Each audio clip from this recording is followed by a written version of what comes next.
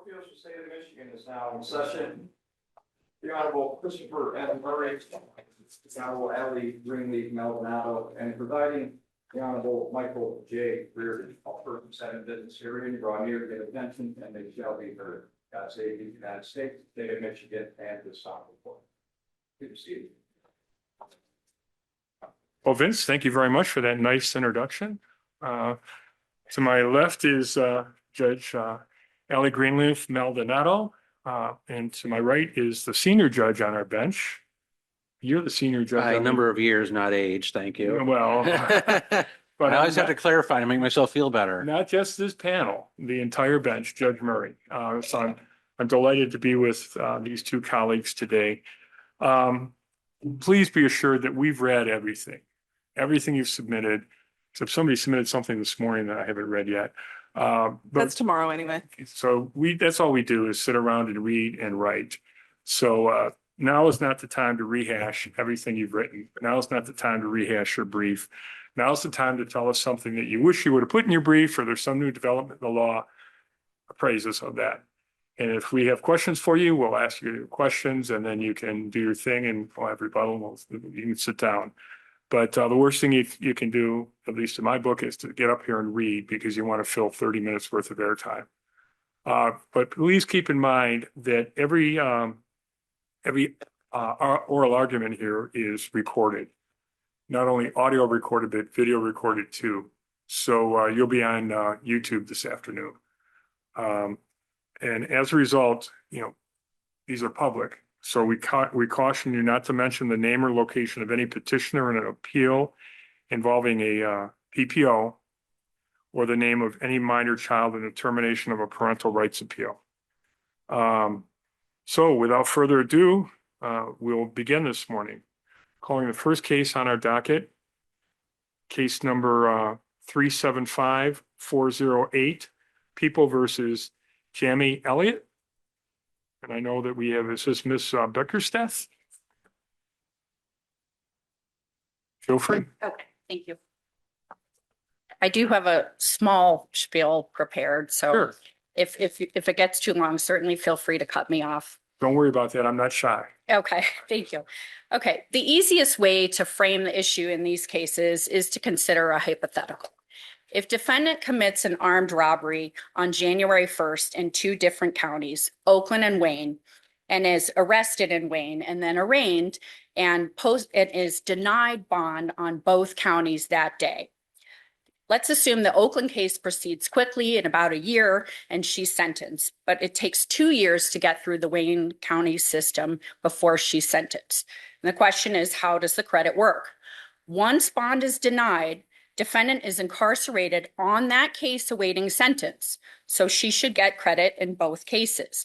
It shouldn't matter when she's sentenced on either case.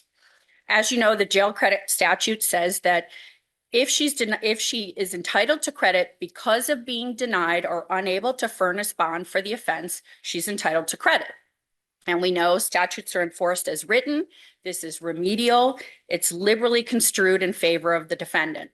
The defendant should be given credit in both cases, starting on the date her bonds were denied, which would have been January 1st. The statute does not require sole or exclusive causation.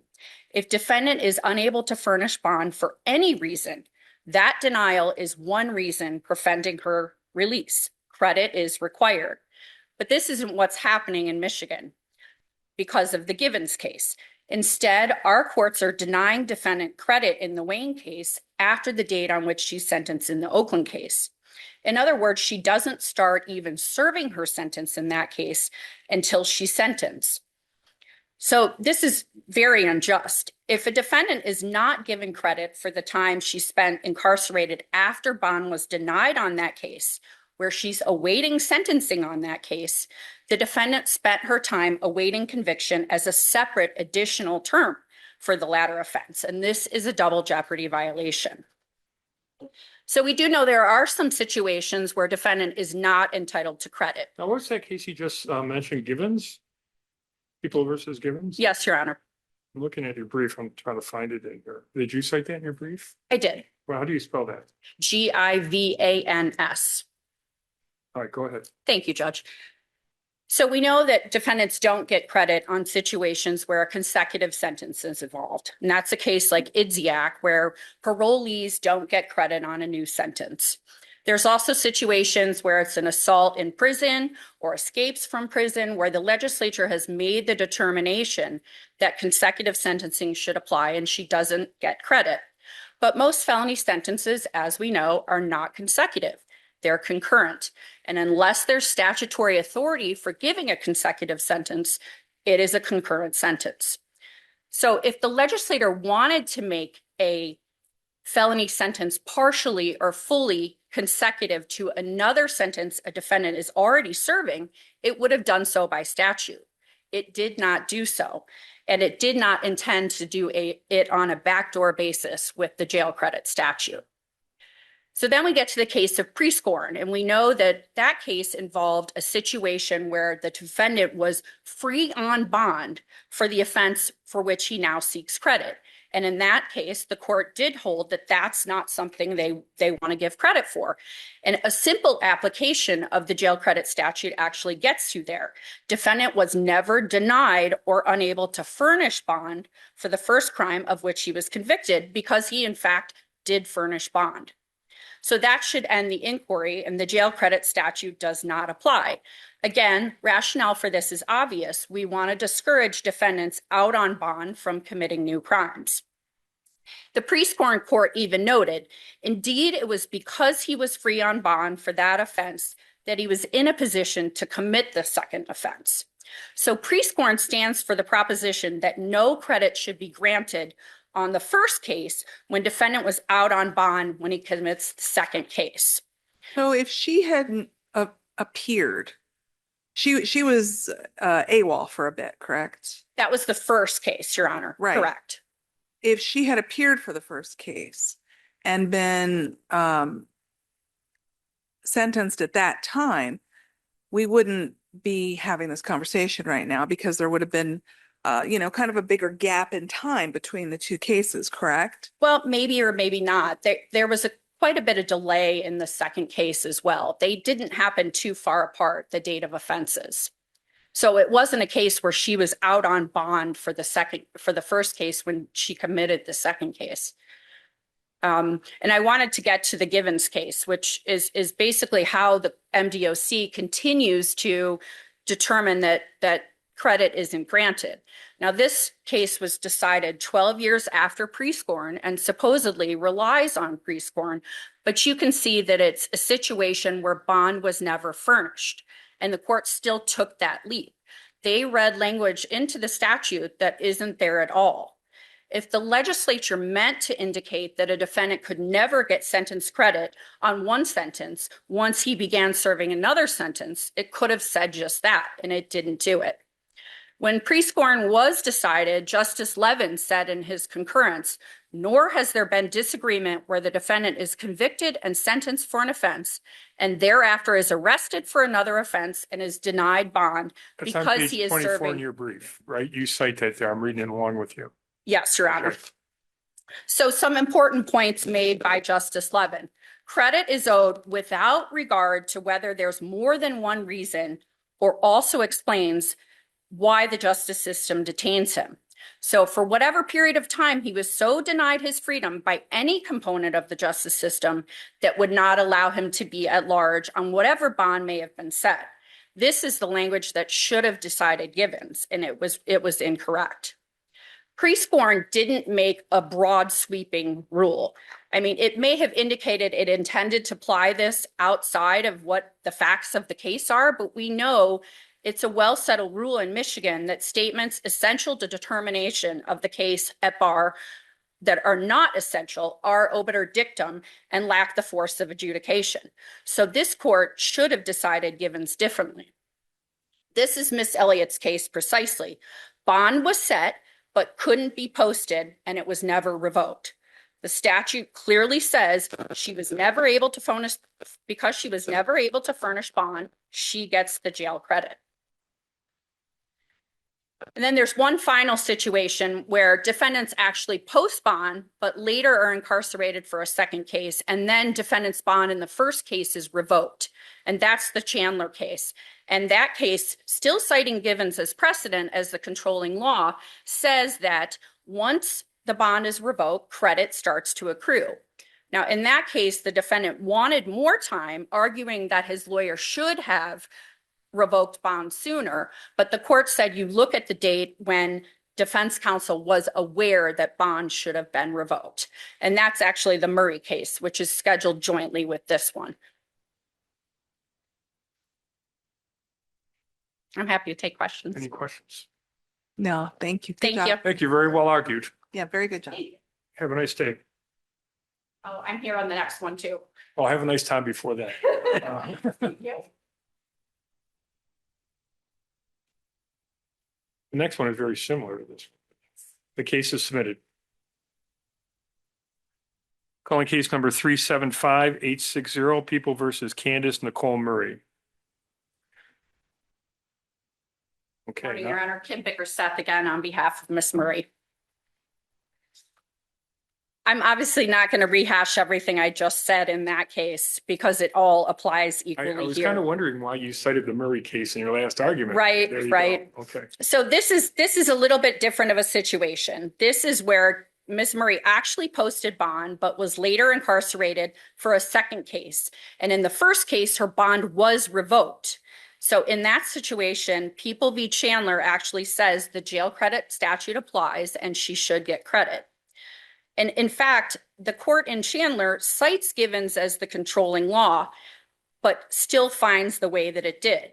And if you look back through history, this is also consistent with the Potts case, which was never overturned and was cited in People v. Prieskorn. So in Givens, the defendant wanted more time credited, arguing that her lawyer should have revoked her bond sooner. But the court said defendant gets credit only from when it is shown that defense counsel was aware the defendant was incarcerated in another jail and should have made a motion to revoke bond.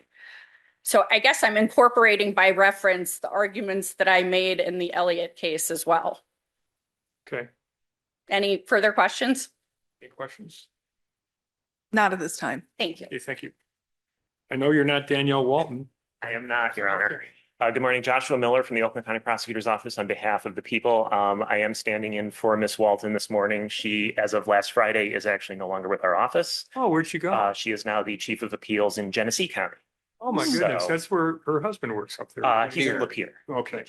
I'm sorry, can you repeat your name for me again? Joshua Miller, Thank you, Mr. Miller. He's Well- Chief of Appeals in Genesee County. effective today, Your Honor, yes. Huh. There are a lot of appeals coming out of there. Yes. They have, Mr. Tesner, I believe, was promoted into the administration, so they've been a little bit shorthanded and having a lot of cases, so she is there as of today. They tell her So- we wish her well. I will absolutely pass that along. As I was not the author of the brief, I have had a chance to read the brief, prepare a little bit for this morning. I did listen to defense counsel's argument during the first case, which I know she said applies here. And to me, it's a statement of what defense counsel would like the law to be rather than what the law is. Under Prieskorn, under Adkins, under Givens. In this case, Ms. Murray was not just in jail for another offense awaiting sentencing, but she had been sentenced in her other case and was in prison. And all of the cases cited by Ms. Walton in her brief stand for the proposition, once you have been sentenced on a case, you don't get credit for your time in MDOC while you are awaiting sentencing on a second case. So she was not imprisoned in this case, either because she was denied bond or because she was unable to furnish bond. It was because she was an MDOC prisoner. And there, Does that, I was going to ask that question earlier, but it might be not a good question, but I'll ask it anyway, because the statute does reference jail. And jail is different than prison. yes, Do the cases talk about the difference or does it not? I don't know if they use jail as a generic term in the statute or if it's meant for when you're in jail waiting to be, have your trial and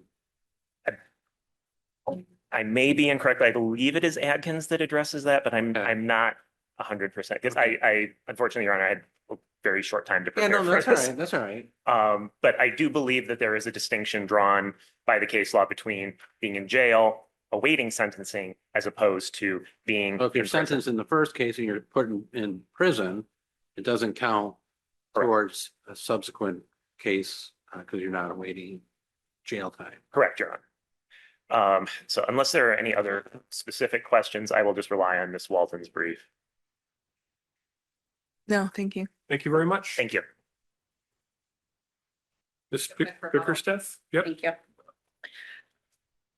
You know, I'm briefly looking at the Adkins case and I don't remember it really differentiating between jail and prison. I think incarceration is incarceration. Well, it's not, it just says, it does say jail though, the statute. It does, Your Which Honor. makes sense when you're awaiting, you're in jail when you await your trial and then you get sentenced, you go to prison. I mean, assuming it's a, felony, but,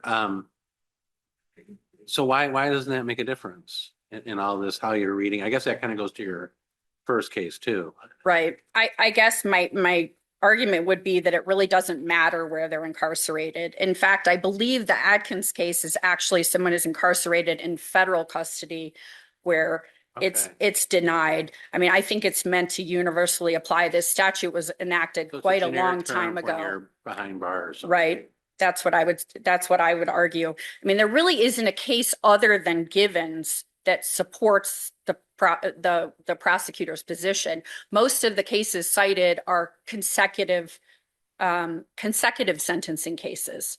They are parole violations or things like assault in prison or things that actually the legislature has specifically said that consecutive sentencing applies and therefore the jail credit statute does not. So that's where I would draw the distinction. And I guess I wanted to point out one other point. If the question is, are we doing this to affect a greater punishment on the defendant for the second offense? And I would argue that habitual enhancements and the upticks in the sentencing guidelines, the PRVs and the OVs already drive the second sentence up. So the defendant is going to get punished longer for the second sentence, most likely, or at least have some type of punishment associated with that second sentence. So actually punishing her for the jail credit or not giving her jail credit where she's due in that situation is a double punishment. And it's against double jeopardy as well, because she's serving that time awaiting sentence in that case. And that's what's key in this. But the problem with your argument is the statute says when you're in jail prior to sentencing because of being denied or unable to furnish bond, and maybe this goes to the Elliott case more, but the fact of the matter is, at least with respect to Elliott, and I hate to go back there because we closed it, but is that that's not the reason why she was in prison. She was in prison because she was serving another sentence, not because of a bond. She was serving time for another crime. So the statute by the plain terms wouldn't apply. Well, in fact, what if she had been released on that sentence? Let's say, for example, let's say that sentence was vacated. What happens then? I don't know, but Right. all I know is I just read the statute and it says you get credit if you were denied, if you couldn't stay in jail because you couldn't pay bond. And that's not what was going on. They were serving time for another crime. And it does say that for the offense of which he is convicted, I'm reading the statute. Right. And I would read that to be the offense that we're speaking of here, that it's that offense, because the defendants in these cases actually are denied bond on their case. The statute literally says if you're denied bond on your case, you're serving time on that sentence. Even though you're doing a sentence, even though you're serving time for a different sentence, it doesn't matter. If our legislature wanted to legislate it that way, it would have done that. I mean, the sole purpose behind this, I know there's been argument that the sole purpose behind the jail credit statute is actually to equalize financial resources of people who aren't capable of posting bond. Mhm. But the pre-scoring court also says that some people are denied bond because they have no entitlement to bail because of their offenses. And there are other reasons a person might choose not to bond out. They don't like the restrictive conditions. They don't want to comply with them. They strategically feel it shows acceptance of responsibility. Or they know a conviction is likely and they want to start accruing credit as soon as possible. And there are those that are unable to post bonds simply because they're incarcerated. And in fact, I hate to go back again, the Elliott case, on February 7th, her minimum sentence in the first case, February 7th of 24, her minimum sentence in the first case had concluded, and she therefore came under the jurisdiction of the parole board. So she was sitting there for 4 months before she was sentenced on this second case. So there's this 4 months of time where she was not actually serving the other sentence, but she was unable to be released because the MDOC wouldn't release her because of the second case, because she was unable to post bond. They wouldn't allow her to go post bond. So, I mean, there was 4 months of time where under the case called Williams, there was nothing else holding her, and therefore the statute applies, and she should at least get credit for that if we don't consider the entire time from when she was incarcerated and the court was aware that she was unable to post bond or that bond was denied. So I would argue that that also would entitle Miss Elliott to additional time. And part of the problem with this is that it's very arbitrarily, or it's very discretionary to the judge, because I have had personally some cases where the court agrees that credit should be granted and reduces the minimum sentence, which is what's permitted under the Atkins case. The Atkins case gives this footnote that says a judge is not prohibited from granting sentence credit for time served should it be decided credit is warranted. So courts do that by reducing the minimum sentence. The problem is this is too much discretion, and it's unfairly applied from jurisdiction to jurisdiction and even within the courts. So this is a violation of the Constitution as well. Wasn't there a case that disavowed Atkins and said, no, you're not supposed to be doing that? I'm trying to think. The Supreme Court, I thought, spoke on that. Am I remembering wrong? I'm not aware of that, Your Honor. Atkins was another case. It was a similar case to Prescorn in that it involves someone who did bond out and was able to commit the second crime. And that's what we're trying to prevent. All right. Thank you. Thank you. I thank you very much. Case Thank is you. submitted.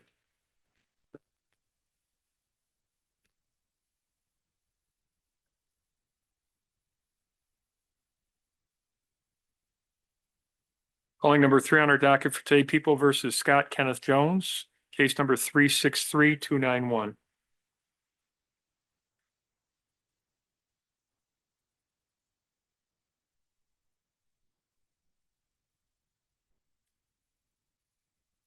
Good morning, Your Honors. Emma Lawton from the State Appellate Defender Office on behalf of Scott Jones. Go ahead. And there are a number of issues raised in my brief. I intend to spend most of my time on the Brady ineffective assistance and new evidence claims that sort of revolve around the credibility of Ms. Cottle. I'm, of course, happy to answer questions about any of the other chronic or speedy trial claims that were raised in the brief. Okay. To convict Mr. Jones, the prosecutor needed jurors to believe that Rosera Cottle was telling the truth when she said that she saw Mr. Jones shoot Antonia Reese Manley.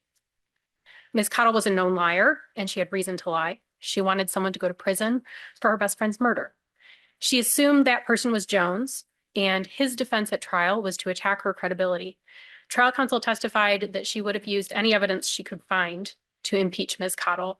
She saw it, the analogy she used was these are the pebbles that you put in the glass to raise the water level until you reach the point where the jury doesn't believe she's telling the truth.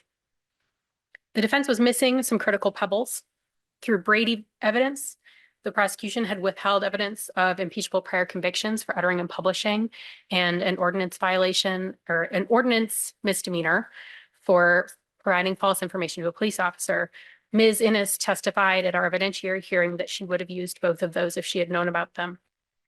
There is also newly discovered evidence, evidence after Mr. Jones's trial that came to light from Spencer Marbley, Ms. Cottle's brother, who testified that in 2019, around the time of the shooting, he had a phone call with Ms. Cottle where she said that she assumed Mr. Jones was the shooter, but that she didn't see him. There's testimony from Mark Ford, who testified at the evidentiary hearing that he had a chance encounter with Ms. Cottle when he was in town after the trial, and that she told him she never saw Mr. Jones shoot anyone and that she didn't testify to that at trial.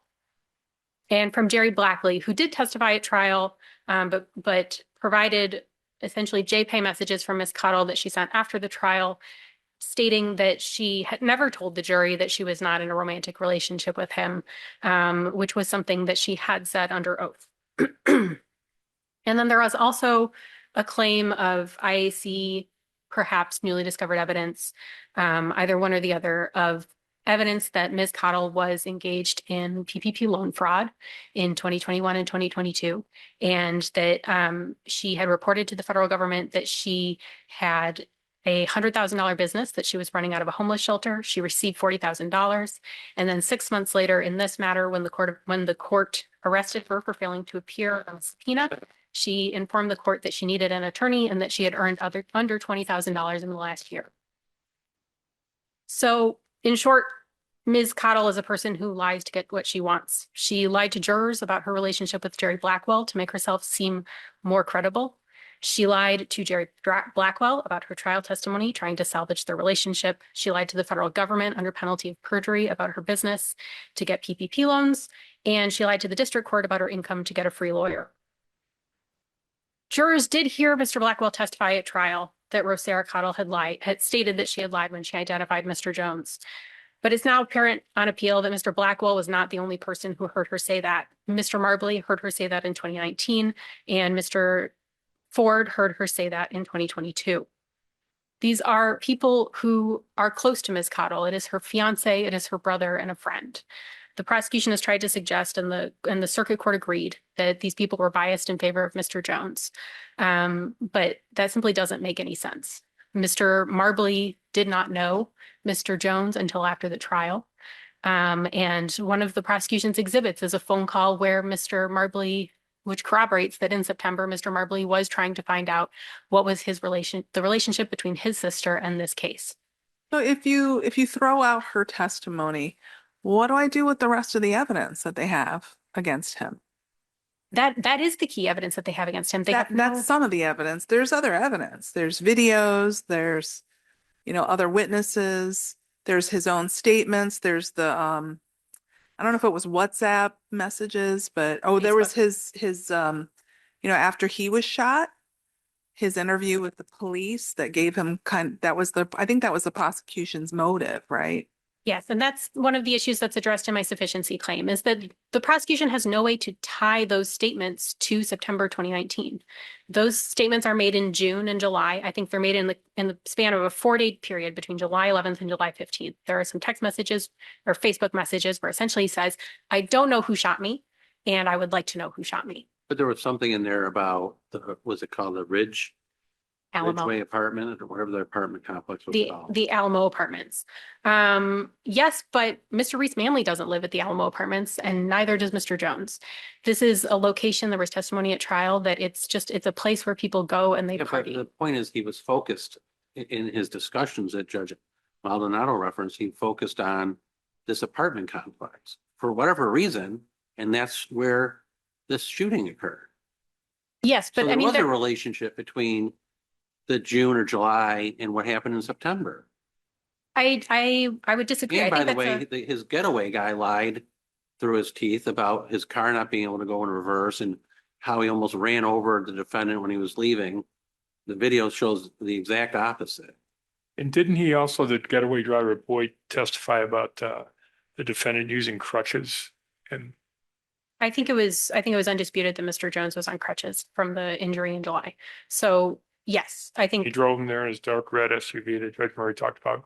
He said Yes. couldn't go in reverse, but shown on a video. that's Mr. Boyd's testimony. I don't recall exactly if it shows him going in video. I know he testified at trial that he had parked sideways and had sort of driven off in a loop. Yeah, he because he couldn't specifically, testify. he said the car couldn't back up. And so, and the video shows the car backing up. So it does undercut his testimony. It was like he was trying not to be implicated.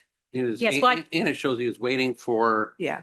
somebody to leave the scene and drive them away. Because he backs up, he goes slowly, like you said, a loop. And instead of almost running him over, he's waiting there. And then the defendant hopping along goes into the van with, I think, a woman, and they take off. And then you see other people like kind of like trying to avoid the defendant on the video. I don't know. That's the way I saw it. And did he, I- I'm sorry. Oh, I'm sorry. Go I'm ahead. talking No, about go the ahead. video, Your Honor. But something that caught my attention because my wife says this all the time, karma's going to haunt me.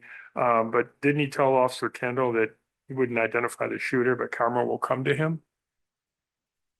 I think that's a different he. I think that we were talking about Mr. Boyd. That would be Mr. Jones. Yeah, The officer testified at trial that that was something Mr. Jones said. yeah, the defendant, not- the defendant said that. Yes. Yeah. That's not a specific statement about Mr. Reese Manley. And it is not a specific statement that Mr. Jones is going to do anything, No, right? but- Karma but- will come but- to him but as the a, point we're trying to make is that, as Judge Maldonado started this off, if you take away the testimony you're complaining about, there's still plenty of evidence for the jury to conclude that Jones did this. I would mean, just, it's not that hard to put it together. I would disagree, Your Honor. I think it's a case that relies entirely on speculation. It relies on the speculation that Mr. Jones A lot of cases rely on speculation though. and what People versus Furman says is that you cannot put together a link of inferences based on speculation in order to get to a murder conviction. I mean, I think I would classify it as circumstantial evidence more than speculation. That's a better term. I mean, the video is not speculation. It's the Right. video. I mean, the video is grainy and does not show the shooter. It shows Mr. Jones leaving after everyone else leaves, but Mr. Jones is on crutches, which means he's moving slower than everyone else. It is a video that shows people who are a pixel tall, and it's not possible to see who is the shooter in that moment. It just shows that Mr. Jones is one of the people in the crowd. There are 20 to 30 other people in that crowd who refuse to talk to the There's only police. one car that's waiting for Mr. Jones to come in and take off, which leads a juror to could conclude that this is a getaway car. After you shoot him, you wait there. After I shoot him, you wait there, and we're out of here. Mr. Boyd testified that he was also waiting for his siblings who were at the party. Well, I like your pebble analogy, but we'll have to see if there are enough pebbles without the pebble you're arguing about today. I would say that that I do think Ms. Cottle's testimony and her credibility also matter, and her ability to be impeached matter, because if you watch the surveillance video or the squad video of Ms. Cottle running, she's clearly hiding something underneath her sweatshirt. The murder weapon is never found. There are 2 different size caliber bullets found at this scene. And Ms. Cottle appears to be running behind this building to hide something in the woods. She comes back, she's looking around furtively. She is making phone calls in the parking lot. She's demanding that the police officers give her an hour to think before she be interviewed. All of that is information that with additional impeachment, a jury could find that she's covering up for someone else, or that perhaps she is lying about something that she saw. Ms. Cottle testified, for example, that Mr. Reese Manley had been beat up the week before. When we're thinking about circumstantial evidence and reasonable doubt, that he had been beat up the week before by a man named Chai. At the preliminary examination, she said Chai was at the party. At the trial, she says, no, he wasn't at the party. And then she says, I was lying about that at the preliminary examination. A jury that knows that Ms. Cottle is somebody who is not credible and who's willing to lie to the police can put that information together with other information related to the impeachment and related to her actions immediately after the shooting to question whether she is covering something up. And also, even if this jury thinks that Mr. Jones is the shooter, can put that evidence towards premeditation and towards whether this is a first-degree murder conviction or a lesser included. If the court doesn't have any other questions. Don't hear any. You have rebuttal time. Thank you, Your Honor.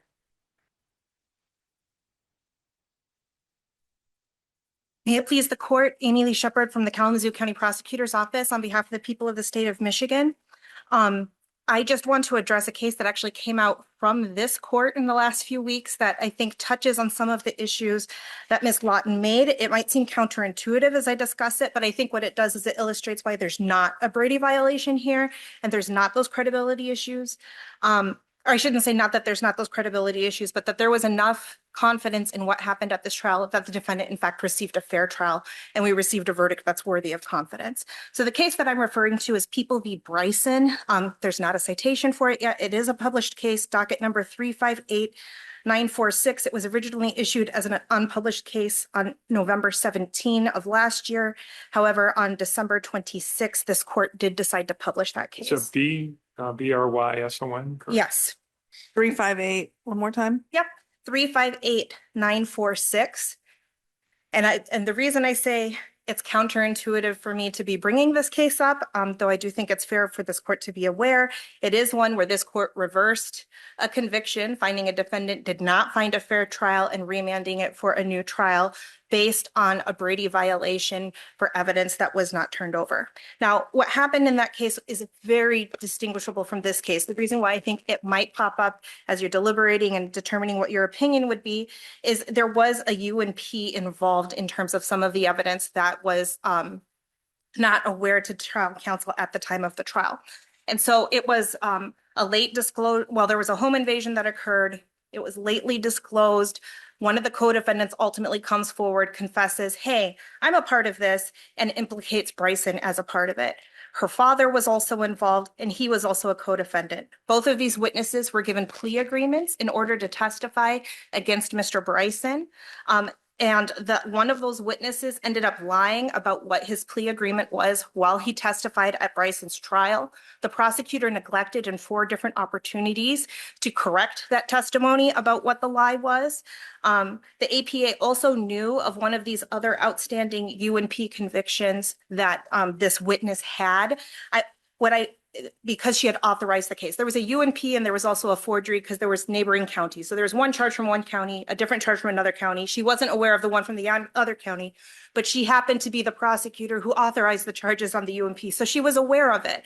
And then this court noted that it can't consider that undisclosed conviction piecemeal, but had to consider it collectively with the rest of the suppressed information, including the inaccurate plea agreement that the witness testified to while he was testifying.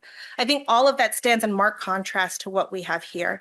We had the benefit of an evidentiary hearing. We have no evidence that the prosecutor in this case had any awareness of the UNP conviction. And we also have no evidence that he had any awareness of this city ordinance violation, which would not have even been prosecuted by our office, but by the city council's office. So there was no, that prong of a Brady inquiry fails. And in contrast to Bryson, there was just no knowledge by the APA there. Additionally, all we have here is this UNP conviction and this obstruction by disguise or false statement conviction, as opposed to also these lies regarding a plea agreement and other information that was suppressed and uncorrected by the prosecutor in that case. So I think in Bryson, it's the totality of all of these circumstances that have to be considered together that reaches that result. It's not the mere presence of a UNP conviction that was not turned over, and that the APA knew about it, that leads to a different result than what's necessary here. I think when you look. Can you remind me of the timetable for when the witness here was charged with those the fraud against the government? So for the fraud against the government, to my knowledge, there have never been any federal charges for this alleged PPP loan fraud. I thought there were charges, maybe not federal charges, but. To my knowledge, there's never been any criminal charges arising out of what allegedly happened with the PPP loan and the fact that did she make false representations. And for us, that's one of the key reasons why this isn't reliable new evidence to grant a trial over. We don't know when this PPP loan information became available. We also don't know that it was actually Ms. Cottle. We don't know that there is a crime involved here. There was I think I go in detail in my brief about some of the things that the form actually says. You're not just talking about your income, it's all the business expenses. I think there's a lot of questions with not a lot of answers in regards to that. Now, for her other two convictions, I don't remember the exact dates off the top of my head, but they predate the offense in this case by a couple of years. Yeah, no, I remembered that. I just was trying to put that in the order of events. Yeah, and for the PPP loan, I probably said one too many Ps there. I think it was, it's sometime during the pandemic, so 2020, 2021. Okay. And so I just did want to bring the court's attention that case. It did come out. There at first glance might seem to be some similarity, but I think it's readily distinguishable from this case. I think that the verdict in this case was reliable. As a result, you can't prove materiality under Brady. You can't prove prejudice under ineffective assistance when it comes to Ms. Cottle's testimony. And again, I think that as appellant acknowledged, the trial court found these three witnesses who testified at the evidentiary hearing regarding this new evidence to not be reliable witnesses or credible. And again, the standard is if any reasonable juror could find that. I think the court made the finding under the appropriate standard. And there's no clear error with that finding. And so I think that this court owes some deference to the trial court in making that finding. I would leave my remarks there, but if you have any other questions, I am happy to answer them. Thank you very much. Thank you. You have a few minutes for rebuttal. Be brief. I just have 3 points. Okay. The first regards to Brady. There's no requirement that a trial prosecutor have personal knowledge of the information that's being suppressed. Kyles versus Whitley is very clear. The question is the information within the control of the prosecutor and the prosecutor's agents, which would be the police? In this case, sister counsel says that the prosecutor was not aware of the UMP conviction. That prosecutor works in the office that prosecuted Ms. Cottle for uttering and publishing. That office clearly is aware of the fact that Ms. Cottle has been convicted of that crime. They are the ones who convicted her. They possess that information. As it relates to the other charge of false information to a police officer, that was prosecuted by police officers that work with the Kalamazoo County Prosecutor's Office. But even if this court finds that that is not within their possession, that is the alternative ineffective assistance of counsel claim. Trial counsel testified that that was the information she wanted. And her investigator testified that he had searched Ms. Cottle on the district court website, which is how we found this conviction. So he should have found it as well. It existed at that time. It was on a publicly available website where he was looking for Ms. Cottle. But he testified that for some reason he narrowed his investigation entirely to Ms. Cottle's address, and he did not hand that information over to the attorney. So either it's Brady or it's ineffective assistance of counsel for not properly investigating the thing that Ms. Innes testified she was asking to be investigated. Regarding the PPP loans, Your Honor, I have not checked on the status of what was going on since the evidentiary hearing last year. At that time, I'm not aware of Ms. Cottle having been charged with anything. I definitely would have included that. I don't know what's happened since then. Thank you. I would say that there don't need to be charges under 609. There is evidence that this was Ms. Cottle. There is her signature on these forms. There is her nickname being used in the file names that are being attached. And there's also lots of reasons to believe Ms. Cottle is not running a $100,000 clothing business that she founded in 2020 during the pandemic, that she reports is based out of a homeless shelter, which testified at the trial there was no such business. And Ms. Cottle herself reports herself to the police as being homeless and couch surfing. So all that indicates she's not running a thriving clothing business. And finally, I will just say regarding the trial court's credibility findings, none of those were based on the types of credibility evaluations that normally are attributed to an in-person fact finder. They are not based on demeanor. They were not based on what people were saying or how people were behaving in the courtroom. They were based entirely on statements like Mr. Ford is not credible because he is friends with Mr. Jones, something that could equally be attributed to Ms. Cottle and Mr. Reese-Manley. So those are not determinations that are owed deference by this court. And I believe my brief lays out why I believe those are not credible. So I won't repeat that here. Okay, thank you very much. Thank you, Your Honor. Good day. Safe travels back to Kalamazoo. Thanks. Yeah, I was going to say that too. You came all the way from Kalamazoo. A little closer than that, but it wasn't. I wonder why it's. Did you stay here last night or did you come this morning? No, I think it's fine. Okay. Thanks for driving. Thank you very much for coming. Thank you. Case is submitted. Calling number 4 on our docket, case number 368196, Summer Caicos versus Ray Gazala.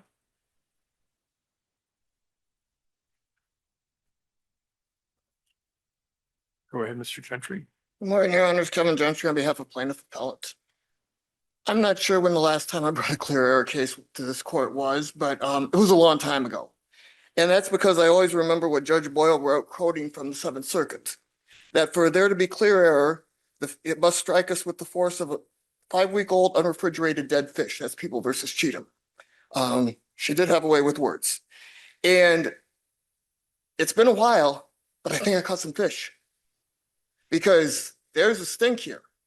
There's a definite stink when you have a vending of the marital home to a $10 an hour employee the day the divorce was filed. There's a definite stink when you have a no-dollar land contract on a $500,000 home vended to another $10 employee shortly after the divorce was filed.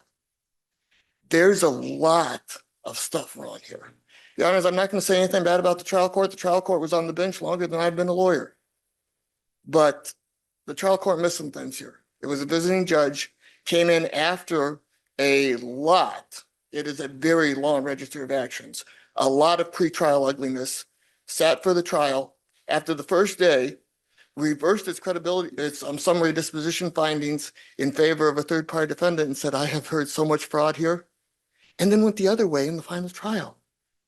I don't know what happened here, but I do know that there is clear error because there's enough dissipation of the marital assets that can be seen from the record. So when I was first looking at this case and you're talking about the fish and all that stuff, I totally get it because it's like, oh yeah, there's some there.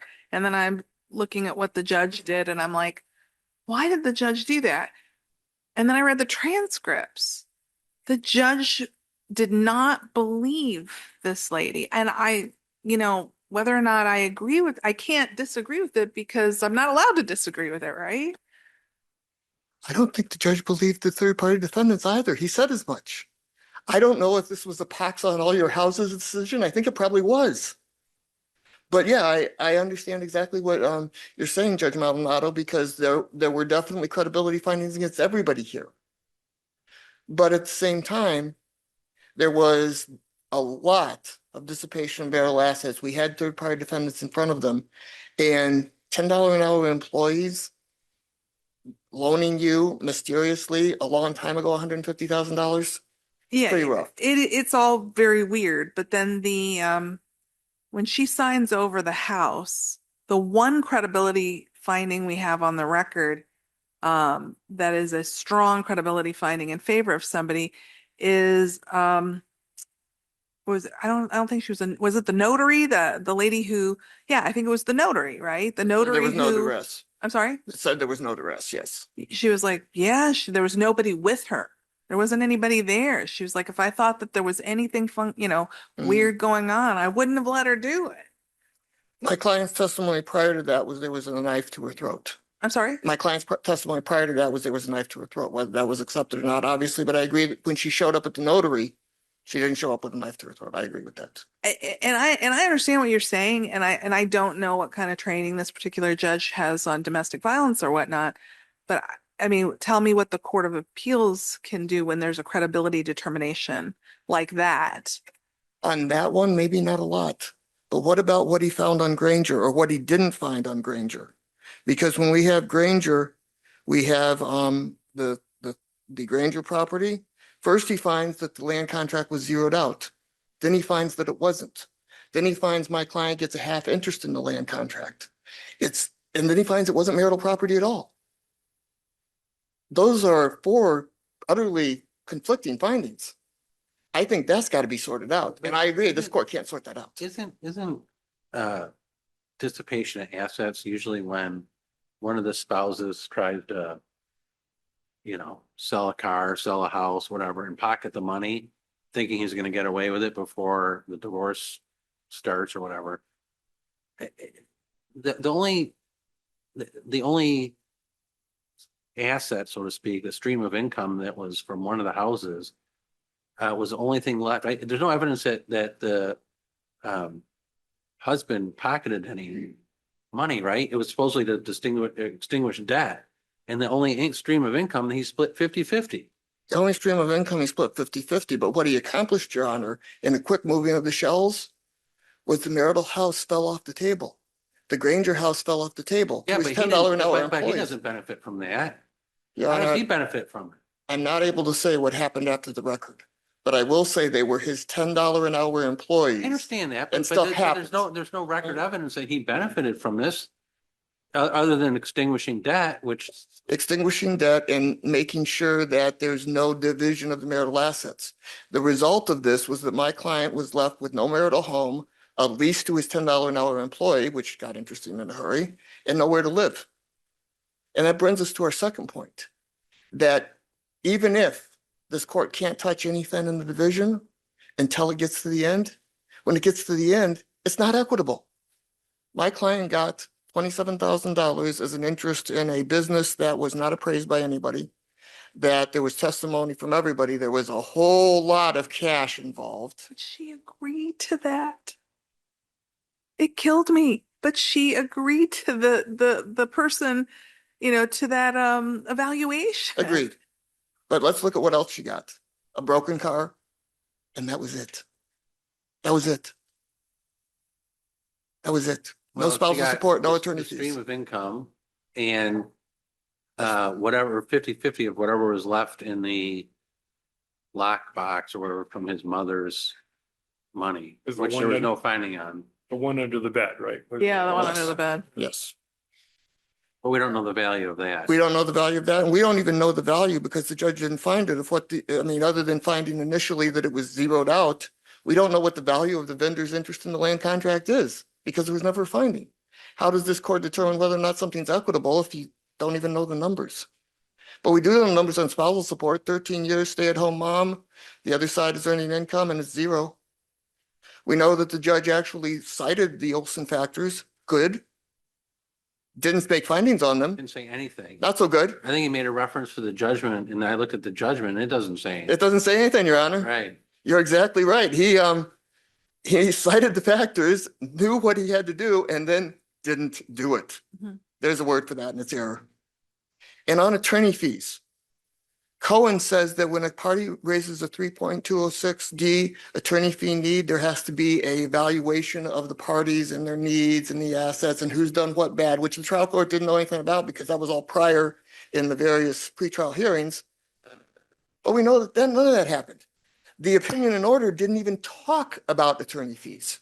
All we see about attorney fees is in the judgment on page 15, each party gets their own and better pay their lawyers. And the lawyers get a lien.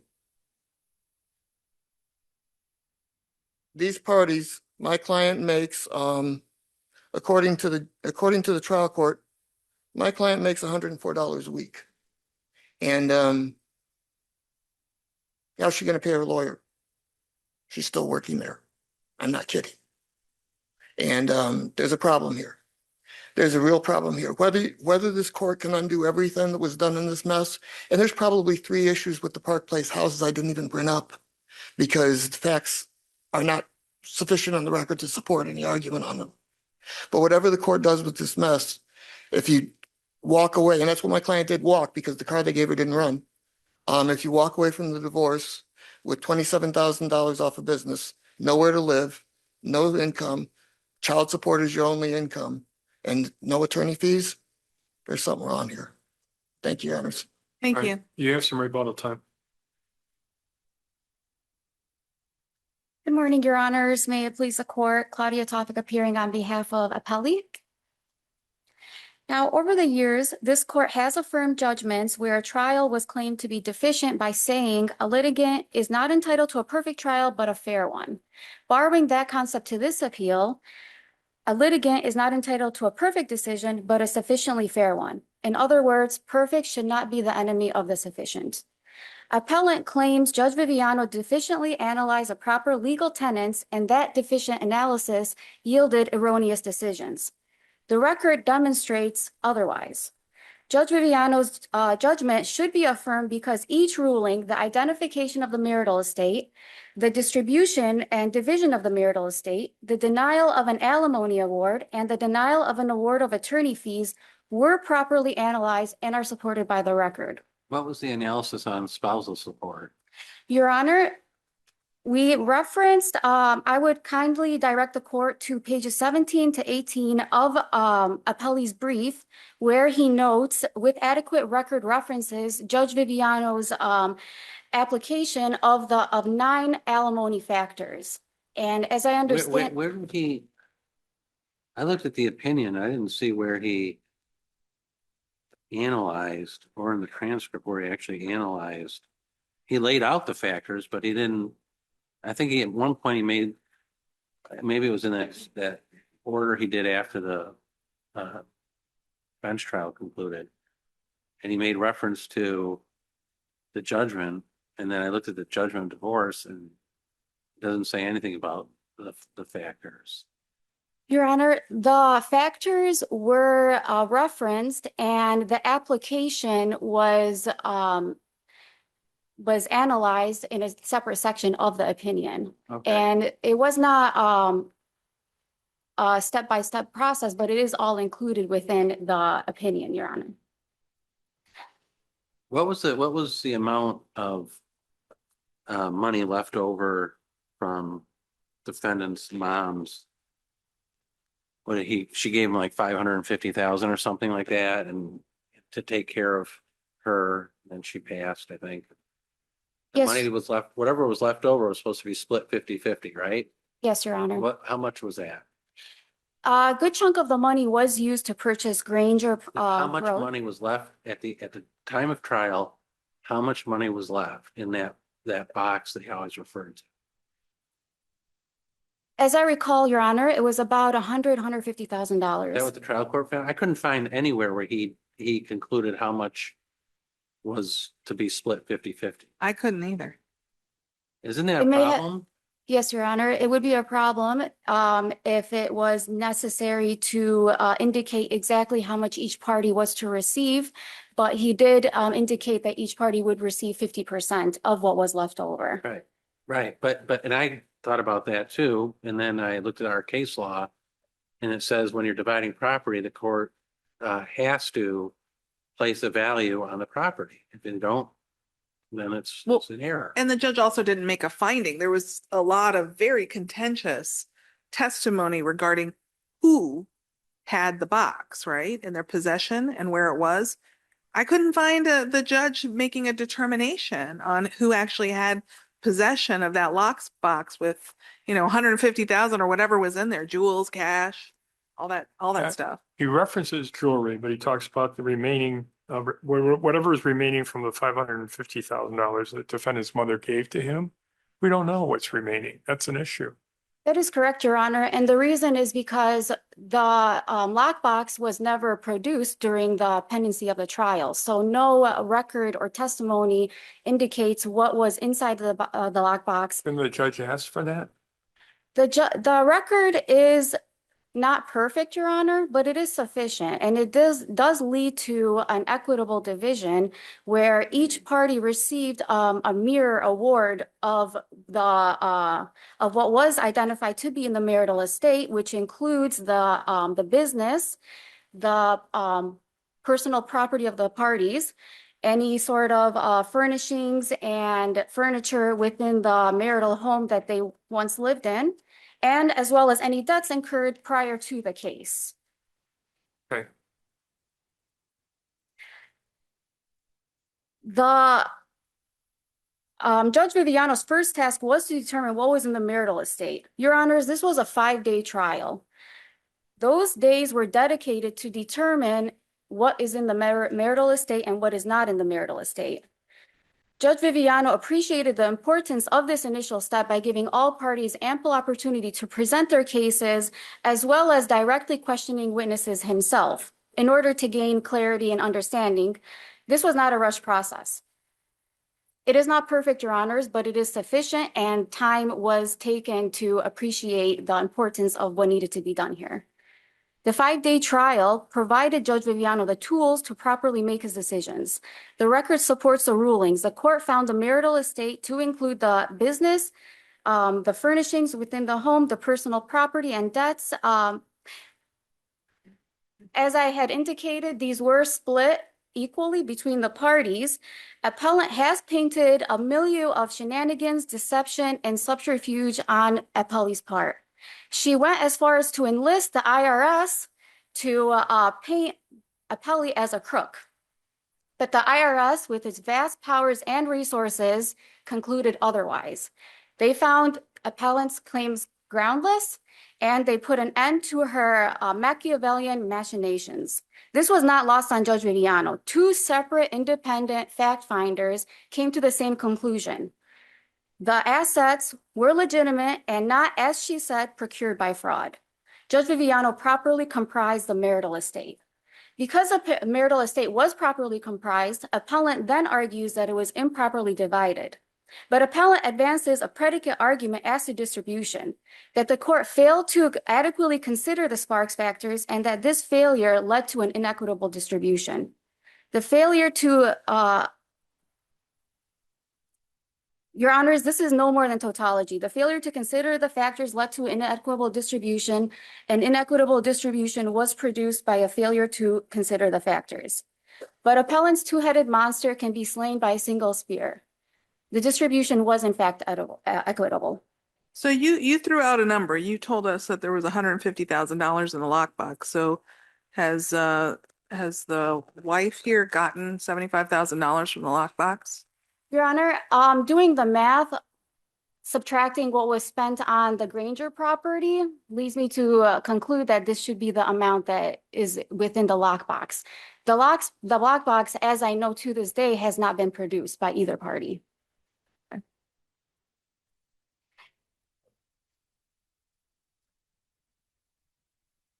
The parties split the home, split the business, and they split the personal properties. The division was indeed equitable. Additionally, Your Honors, two other points on these issues. First, Judge Viviano recognized the appellant needed more. Not more of the marital estate because there was no more to give. So what he did was invade appellee's clearly separate property and award a portion to appellant, a portion amounting to 50%. Secondly, Judge Viviano saddled appellee with nearly all marital debt related to the business. Appellant's financial situation and condition was enhanced. She got assets. Appellee got assets and debt. But the invading the separate property is really only the lockbox, right? It's the lockbox as well as the Granger Road because it was on a land contract. So the revenue, split the revenue coming in from there. Yes, Your Honor. But what if he actually made findings and found that there was nothing left from the inheritance? Then wouldn't that impact, even though I'll have to look for it. I didn't see any analysis of spousal support, but wouldn't that impact his spousal support findings if there was really nothing left other than this stream of income? Your Honor, the lockbox was to contain money left over from appellee's mother, Right. as well as jewelry, gold. And there is no record testimony indicating whether that gold was sold or transferred or given away. But isn't that the problem? Because as everyone's kind of made clear, neither party walked away with much after this divorce, right? Correct. Except your client got the business. And the separate property that was invaded, we don't know what that's worth. We know what part of it's worth, I guess, whatever the half of the rent income was. But we don't know about the gold, how much cash. I mean, it makes a difference if it was 150 or zero there. If there's 150 there, maybe it understands why it doesn't give spousal support. If it was zero, you would think he might more seriously consider spousal support. Just seems like this is like an incomplete job. Your Honor, the lockbox, due to the fact that it was never produced and opened, makes it hard to identify what was inside of it and what was left over from the inheritance. So we need a finding as to who has possession and control of it, don't we? You need to know what's in it. There is that would help indicate what was left behind and how it will be Be split. very helpful. Yes, Your And Honor. maybe we'll find out. Yes, Your Honor. Turning now to the alimony denial, as appellant's counsel says, quote, second verse same as first, more failure to consider the factors for testimony. But it is counsel's argument singing off key, no matter the verse. Again, I would respectfully direct the court to pages 17 and 18 of the brief, where it is noted with adequate record references the points that Judge Viviano touched upon in concluding whether alimony was to be awarded or not. This court should make short work of the unpersuasive argument. Finally, Your Honors, as to the denial of attorney fee request, two factors were considered by Judge Viviano: need and ability to pay. Both must be demonstrated in order to prevail. The record betrays appellant's position, as appellee's ability to pay is not established. Now, as this court knows, in all but large divorce estates, no one really budgets for divorce attorney fees. And in this situation, both parties were left to pay their own attorneys, and they're both continuing to pay for months to come. Your Honor, we have come full circle. The record is not perfect, but it is sufficient, and the decisions flowing from the record should be affirmed. Questions? No. Thank you very much. Thank you. Rebuttal, Mr. Gentry. Judge Murray, it won't surprise you, or maybe it will, given our last oral argument, but I agree with you. You're exactly right. There's nothing in spousal support here. I looked again, just to be sure, in the appendix, in the opinion and the judgment. He said the factors. He didn't visit them. Judge Reardon, I don't have a clue to how much money's in that box. No. And neither does anybody else. But you know what? We found the jewelry, and we filed a motion to remand because of that, because we know where the jewelry is. This court denied it in August of 2025 with no prejudice to this panel remanding on that issue. I can address that if this court wants. It's obviously not in the record, so I think that it's probably think better we're to good. leave it. No. Yeah. But we did find the jewelry, Okay. and there is fertile ground for a remand there. As to the spousal support, Judge Murray is exactly correct. If there wasn't money in the box, there needs to be money somewhere. We don't know. And as to attorney fees, I just heard that the judge considered ability to pay in need. I didn't find that anywhere in the written opinion or the order. Well, it's not the opinion and order. I'm looking at it. So- Yeah, it's not. And we know from Henry, a court speaks to its written orders. It didn't happen here. So we got a 2.5178 problem. And I think with that, Your Honors, unless there's any questions, None. thank you, Your Honors. All right, Thank case you. Submitted.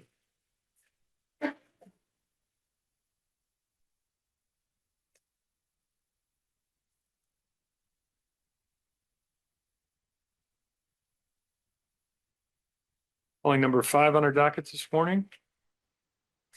Case number 370507, Ladouce Dental Laboratory Company versus the Department of the Treasury.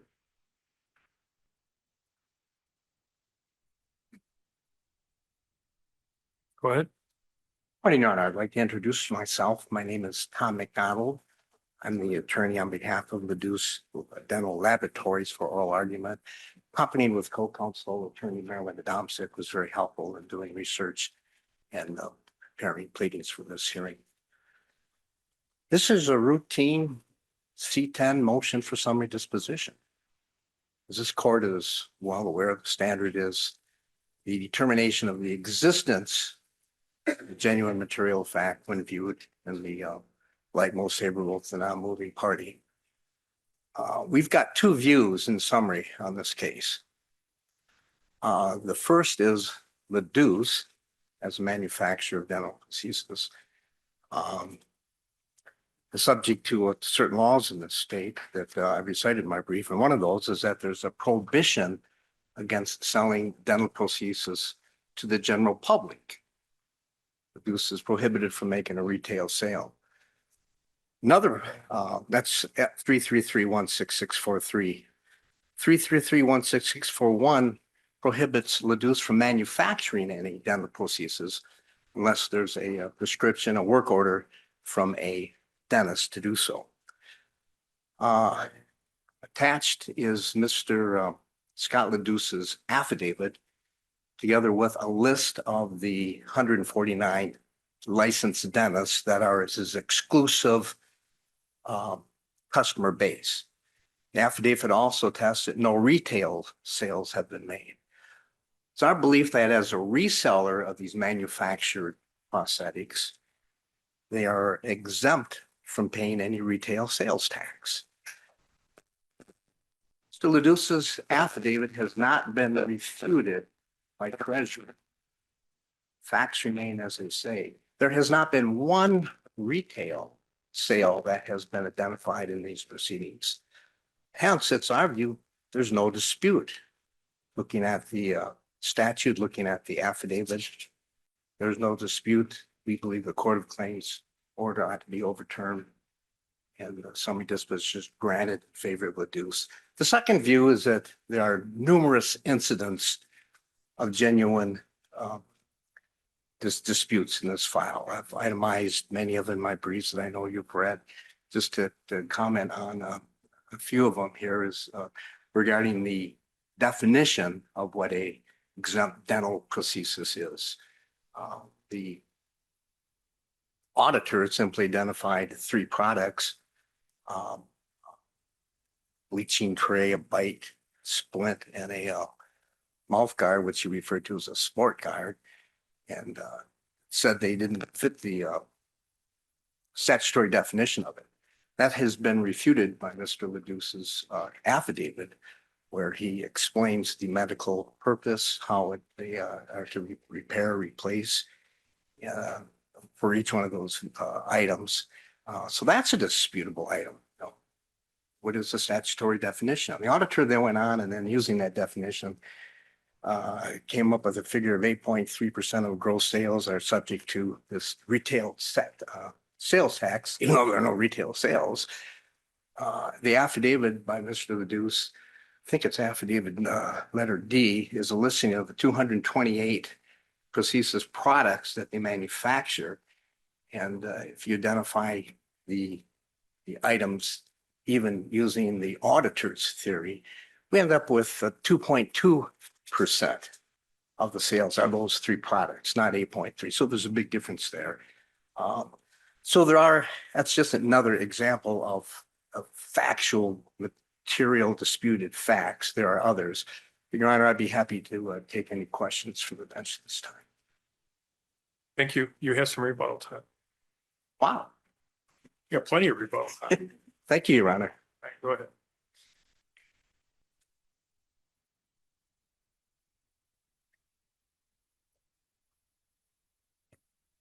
Morning, Your Honors. Assistant Attorney General Brian McLaughlin on behalf of the Department of Treasury.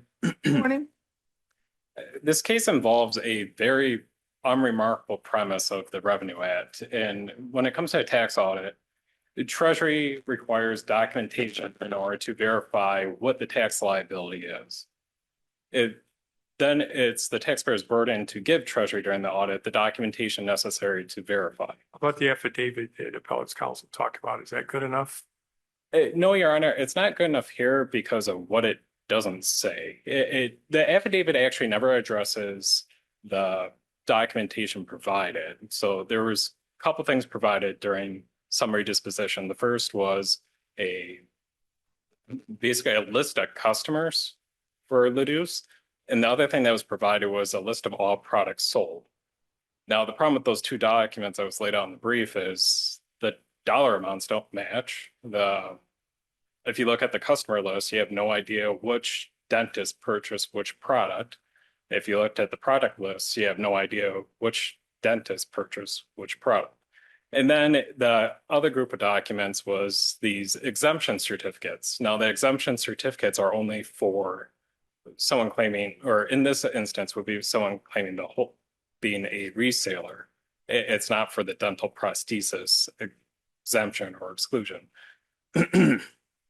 So the problem with the exemption certificates is almost all the ones that were presented, which was only about, I believe it was about 55 out of 149 customers, they all asserted that the reason why their product was not subject to sales tax was because they had the dental prosthesis exemption. So the documentation that was provided, it doesn't match up with the affidavit. The affidavit just says, my sales are exempt because I'm a reseller. It doesn't really go into the documentation.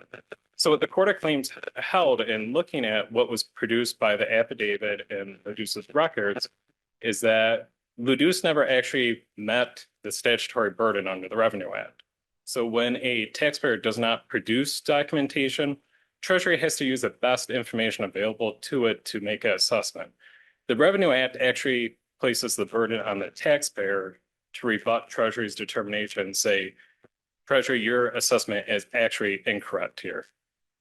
And what Judge Schwartzel found is, yet you produce a product list, you produced a list of customers, and you produce exemption certificates, but the Ludus never connected the dots. Somebody's got to put it together. It's not up to the court to put it together.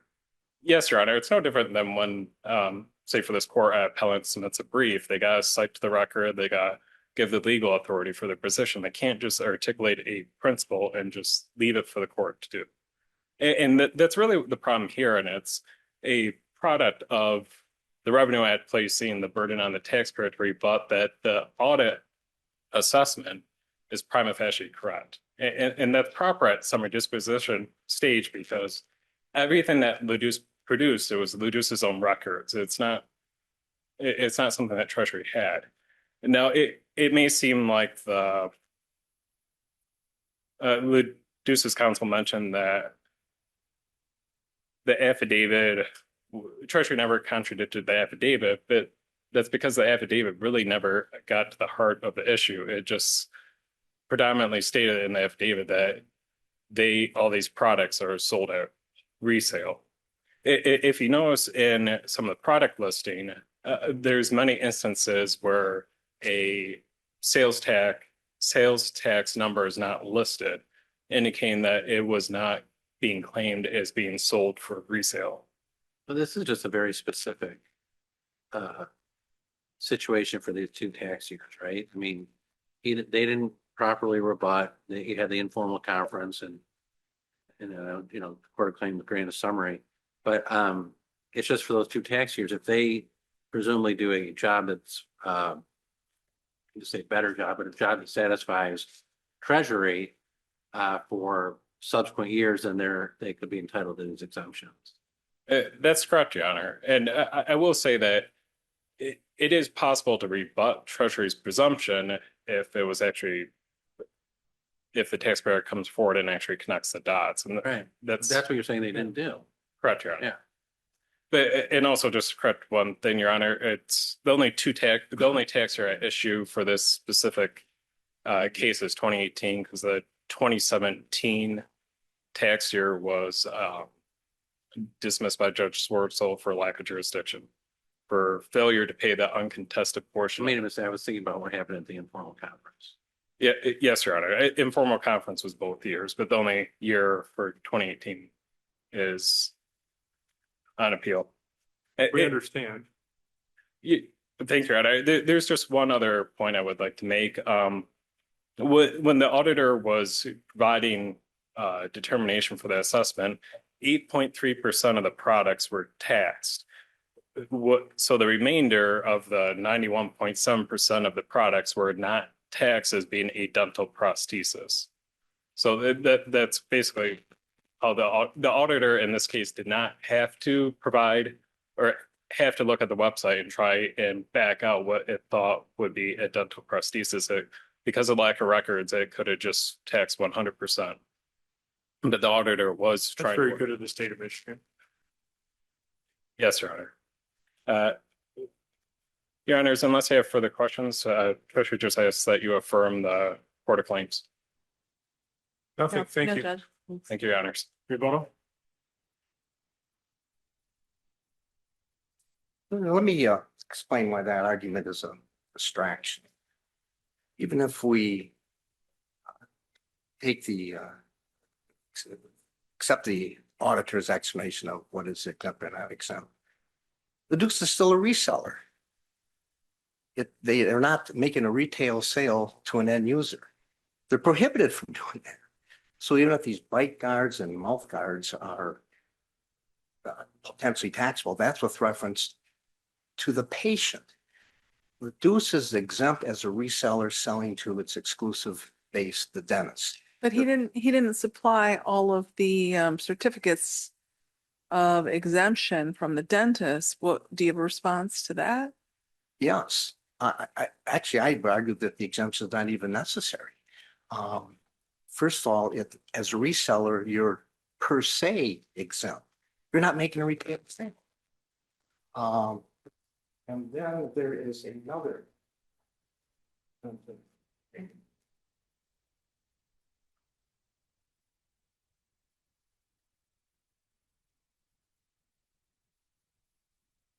Treasuries.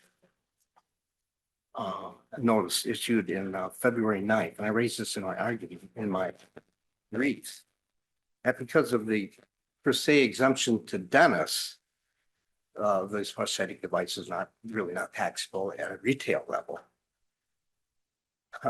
Purchasing dental prostheses are not required to provide sellers of such property their Michigan sales use tax certificates. And the last sentence says, likewise, a seller of exempt dental prostheses, which Ladus is not required to maintain a record of a claim of exemption when selling such products.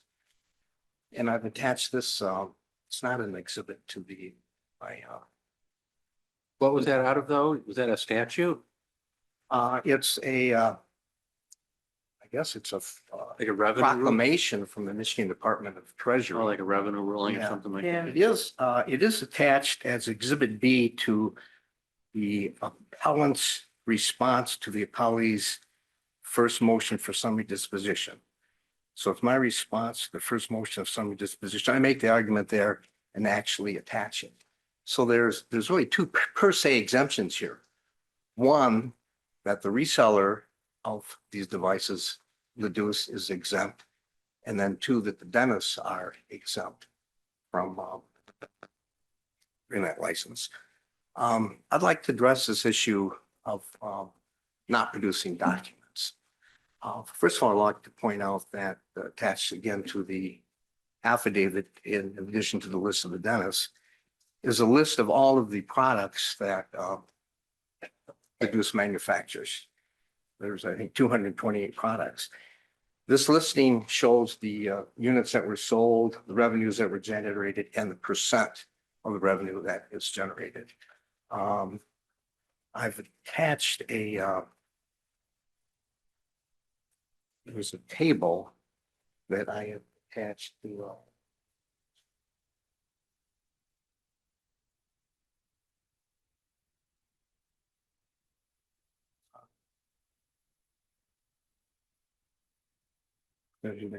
it's in the my motion for reconsideration on page 4. So what I've done there is I've made this exhibit will show a table of these items that the auditor said were not deductible. Just, I don't concede to that, but just following his logic.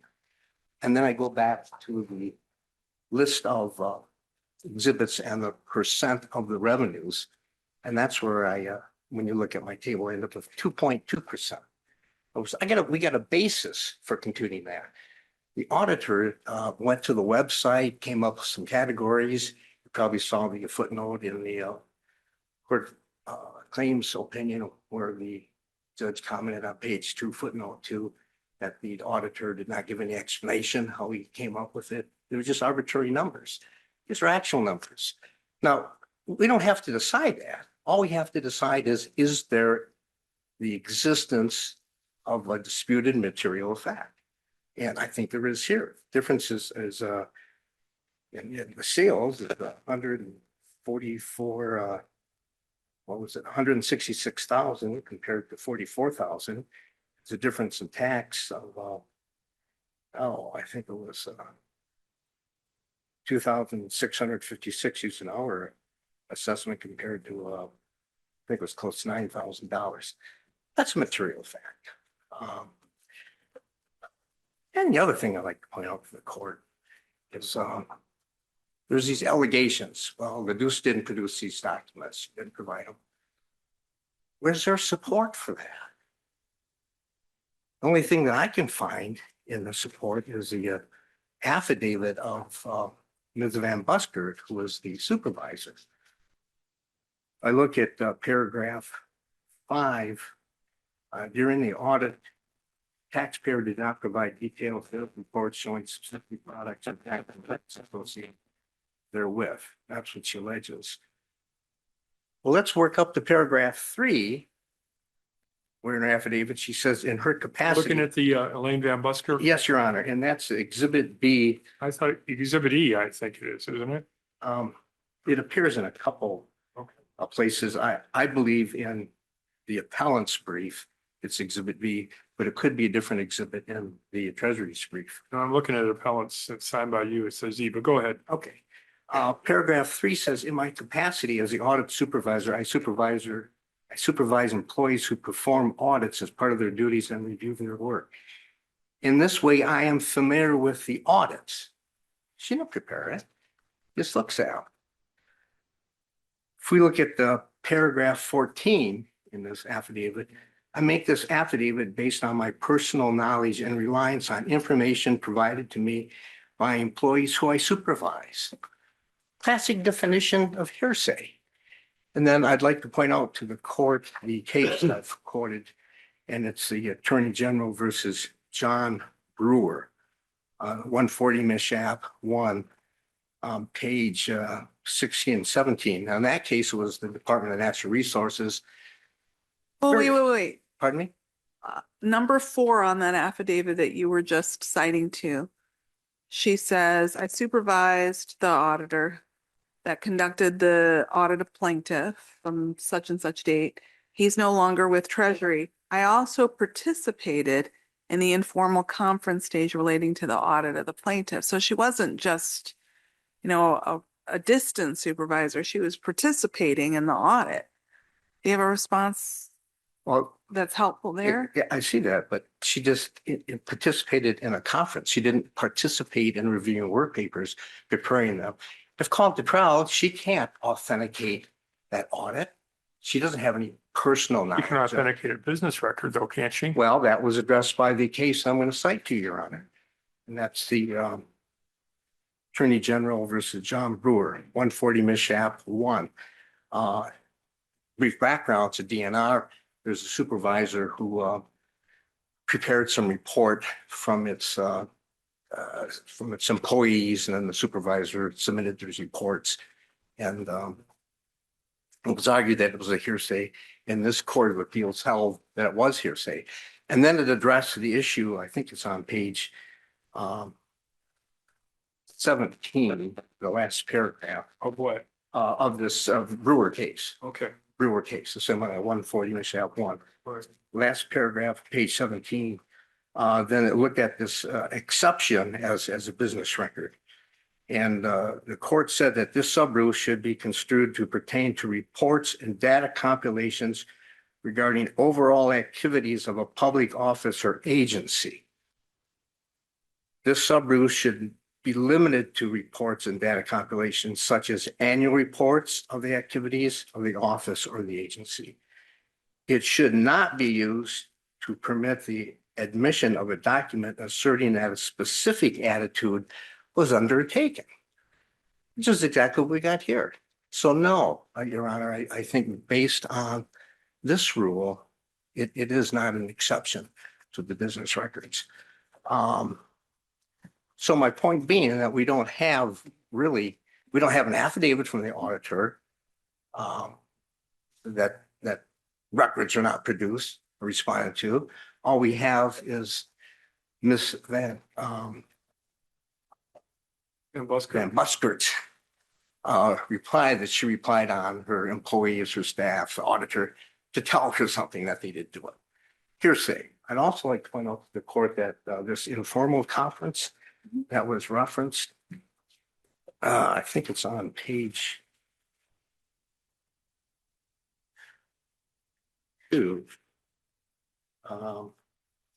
It's part of the Treasury's appendix, pages 24 and 24 through 25. It's in that. But there's a comment here that the auditor reviewed the taxpayers' federal returns, general ledger reports, financial statements to determine gross sales. All these documents were provided. And the federal tax returns and the general sales tax returns were all signed under the penalty of perjury. So the only issue that council's raised here is, well, okay, we've got this listing of 228 products, but they couldn't assign them to this dentist or that dentist and anyone else. Well, let's discuss that for a brief moment. If I look at the total units that were sold for those 3 or 4 pages, it's 28,174 units. So what Treasury would have us do is take each one of those units, reassign them to 149 dentists, and get them in these different categories. Then go up and add up all these categories, and these are splints, these are mouth guards, these are bleaching trays. You're gonna end up exactly with this report.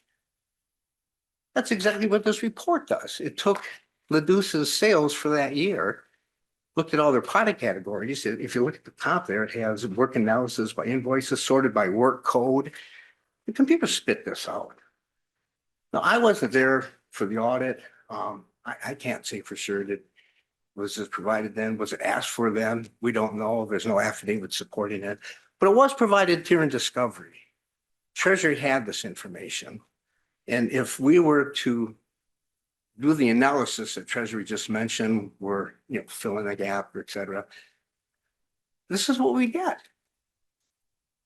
We've got detailed records on what percent were bleach guards, mount splits, et cetera. Let me just make a brief comment on that. I can see where the auditor would say that a bleaching tray doesn't fit the definition of a repair or replace. Well, that's if you're looking at it strictly from some cosmetic perception, maybe that's the case. But there are medications that go in these bleaching trays that treat the gum and treat the tooth. And these are not generic bleaching trays. Each one of these have to be custom made to a patient pursuant to a dentist's prescription under the law. Everyone's bite is different. Plus, you might have some braces or some other appliances that this bleaching tray has to conform with to carry the medication to treat it. The same on the bite guard. I can see where the auditor might say, well, that's just to keep your teeth from grinding. You can go down to Walmart and pick one of those things up. There's nothing, doesn't meet the statutory definition. Not true. This bite guard, and there are pictures also attached in the exhibit. So you can actually see the bleach guard and the bite tray. It conforms again to that person's jaw. And actually it's used to treat often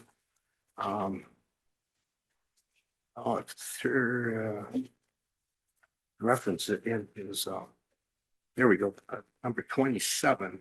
White splint custom made intraoral device supports the jaw. It can treat, I can't pronounce it, it's item number 27, temporomandibular joint. I did look it up. This is the joint where, Right, the yeah. jaw, yeah. So this is TMJ, I think it's yes, commonly called. that's what it said. So it's not just to keep your teeth from grinding. It has a medical purpose. It's helping to restore or fix that jaw joint. And the same on the mouth guard. In fact, the giveaway there is the auditor in his report often refers to it as a sport guard. Again, I can see where you might think that, something the coach gives you when you go out to the field, pretty generic. Again, you can pick them up anywhere, get online. Not these mouth guards. These mouth guards, again, there's a mold to that patient.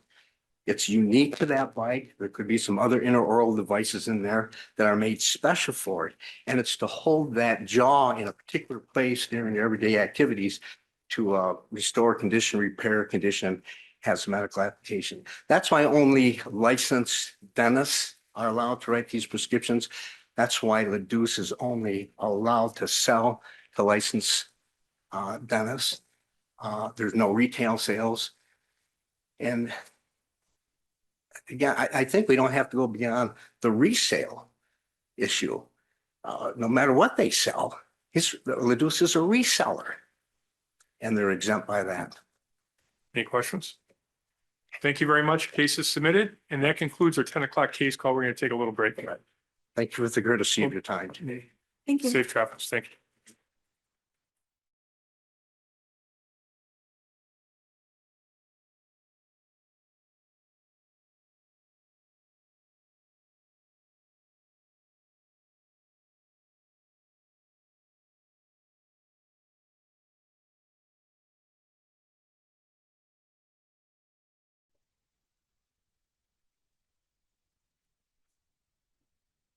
Thank you. Thank you. Thank you very much, Vince. I can tell you that we just had a very nice break. We're now on to number 6 of today's case call. Case number 373-994, Sava Dabish versus Isaac. And we have one party endorsed, Mr. Yaldo. Good morning, everyone. Morning, Mr. May it please the Yaldo. court, Scott Yaldo on behalf of the appellant Safat Dabish. This is the second time that this case is before you. I know 2 out of 3 of the panelists this morning were there the first time around. I believe Judge Reardon, you're the only one that was not. Well, I'm So looking forward to being here this morning. I see that. Hopefully not for this case, but for all the remaining cases, which appear to be a I lot think they're more. here to listen to your case. I hope actually. so. Well, take notes of it. You just want the dates enforced that were you, That's all I that was really agreed want. to originally on the record. Everyone is agreed correct. to it, and then Judge Coretti seemed to be trying to do a practical fix to the fact that some of those dates had passed, and he gave you new dates, right? That is the informal reason why I'm here, Right. correct? Formally, I'm here to, out of an appellate reason for the 2 orders that were entered in December of 2024 that do not conform with this court's opinion of September 2024, reversing Judge Coretti. And also because the trial court judge, Judge Coretti, for whatever reason, decided to engage in the same sort of decision-making that led him to be reversed the first time, which is essentially to modify the terms of the settlement agreement that were placed on the record, by which you indicated in your opinion, we're bound by those terms. There was a settlement agreement. And in fact, in your conclusory paragraph of that opinion, you indicated that the matter is remanded to the circuit court to enforce the settlement agreement that was placed on the record. Now, and I won't talk very much longer because I know you have a very good handle on it and there's no one for me to even reply to. Judge Coretti flip-flops. We both have a very good handle on it. Okay. Well, Judge Rick does too, but she's not here. But I think Judge Coretti's heart was in the right place. Personally, I wasn't there for the first one, but I think you're in good shape. Okay. So do I. I'll rest on that. Okay. Thank you very much. Thanks. Case is submitted.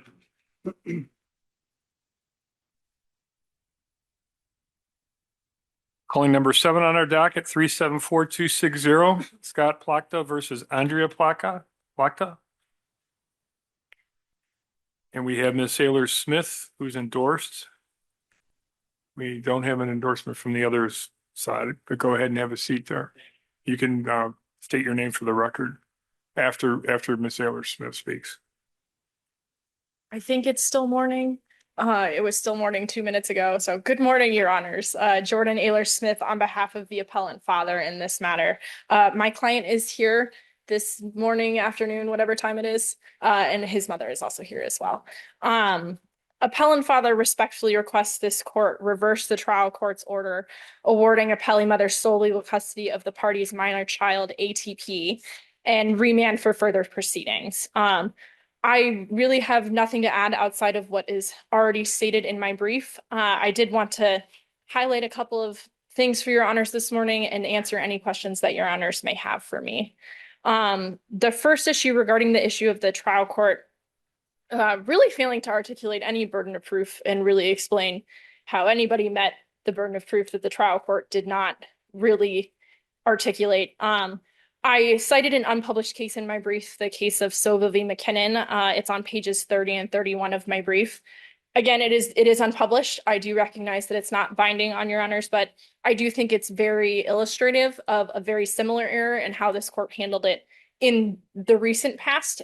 So I would just very much respectfully ask that Your Honors, consider that when deciding this case. Appellant father also raises arguments regarding 3 of the trial court's findings on the best interest factors. Well, wait, let's get back to the other issue. Yes, Your Honor. Are you saying that the only authority for the trial court having to tell parties what burden of proof it's utilizing is an unpublished case? No, Your Honor. I cited several other published cases in my briefing. I believe the Griffin case is what I was relying on most heavily, and that is, hold on, let me see. 323 Mish App 110. That's a 2018 case. Okay. I cited Well, I thought there were other cases that said that. I was wondering why you were talking about unpublished. I cited the Sova case, Your Honor, because the Sova trial court did something very similar to what the trial court Because the here trial did. court here made findings that I think are supportable, under 722.26A, just saying that they can't get along and it's causing problems for the child. But then, like you argue, the problem is that in analyzing the factors, he didn't say. The burden of Yeah. proof. Correct, So Your Honor. probably the proper remedy is just to remand and tell the judge, it's probably a different judge, if I remember correctly. that, It is a different judge, Your Honor. What, I mean, you're not going to get a redo of the whole thing. So. Correct, Your Honor. And I've explained that to my clients and I've been here in front of this court enough. We would request that this court require the trial court to consider up-to-date information. Simply because if we're going to, that, yeah, I mean, this is sort of form over substance. I mean, form means a lot in the law, but the judge was very familiar with everything that was going on, and I'd be hard pressed to think that the judge was applying a preponderance of the evidence, knowing that he was going to have one giving sole legal custody to one, but he didn't say, he or she, I don't remember, but the trial court didn't say that they were applying clear and convincing, which was a standard. So. well, and I think the other reason it's problematic is that, father was the moving party and there was no explanation as to why there was clear and convincing evidence to modify his established custodial environment with ATP. Right. Especially when mother was not the moving party. But I completely understand your points, Your Honor, and I appreciate them. Given the conversation I just had with Judge Murray, I'm going to go ahead and sit down unless Your Honors have any further questions for me. No. Do not, thank you. Thank you. you. You put your appearance on the record, but you cannot argue. You're not endorsed. Sorry, Judge. Put your appearance on the record if you wish. Don McGugan on behalf of the appellant. Thank you for being here today. The case Thank is you. submitted. Thank you, Your Honors. Thank you, you. counsel. Nice to see you.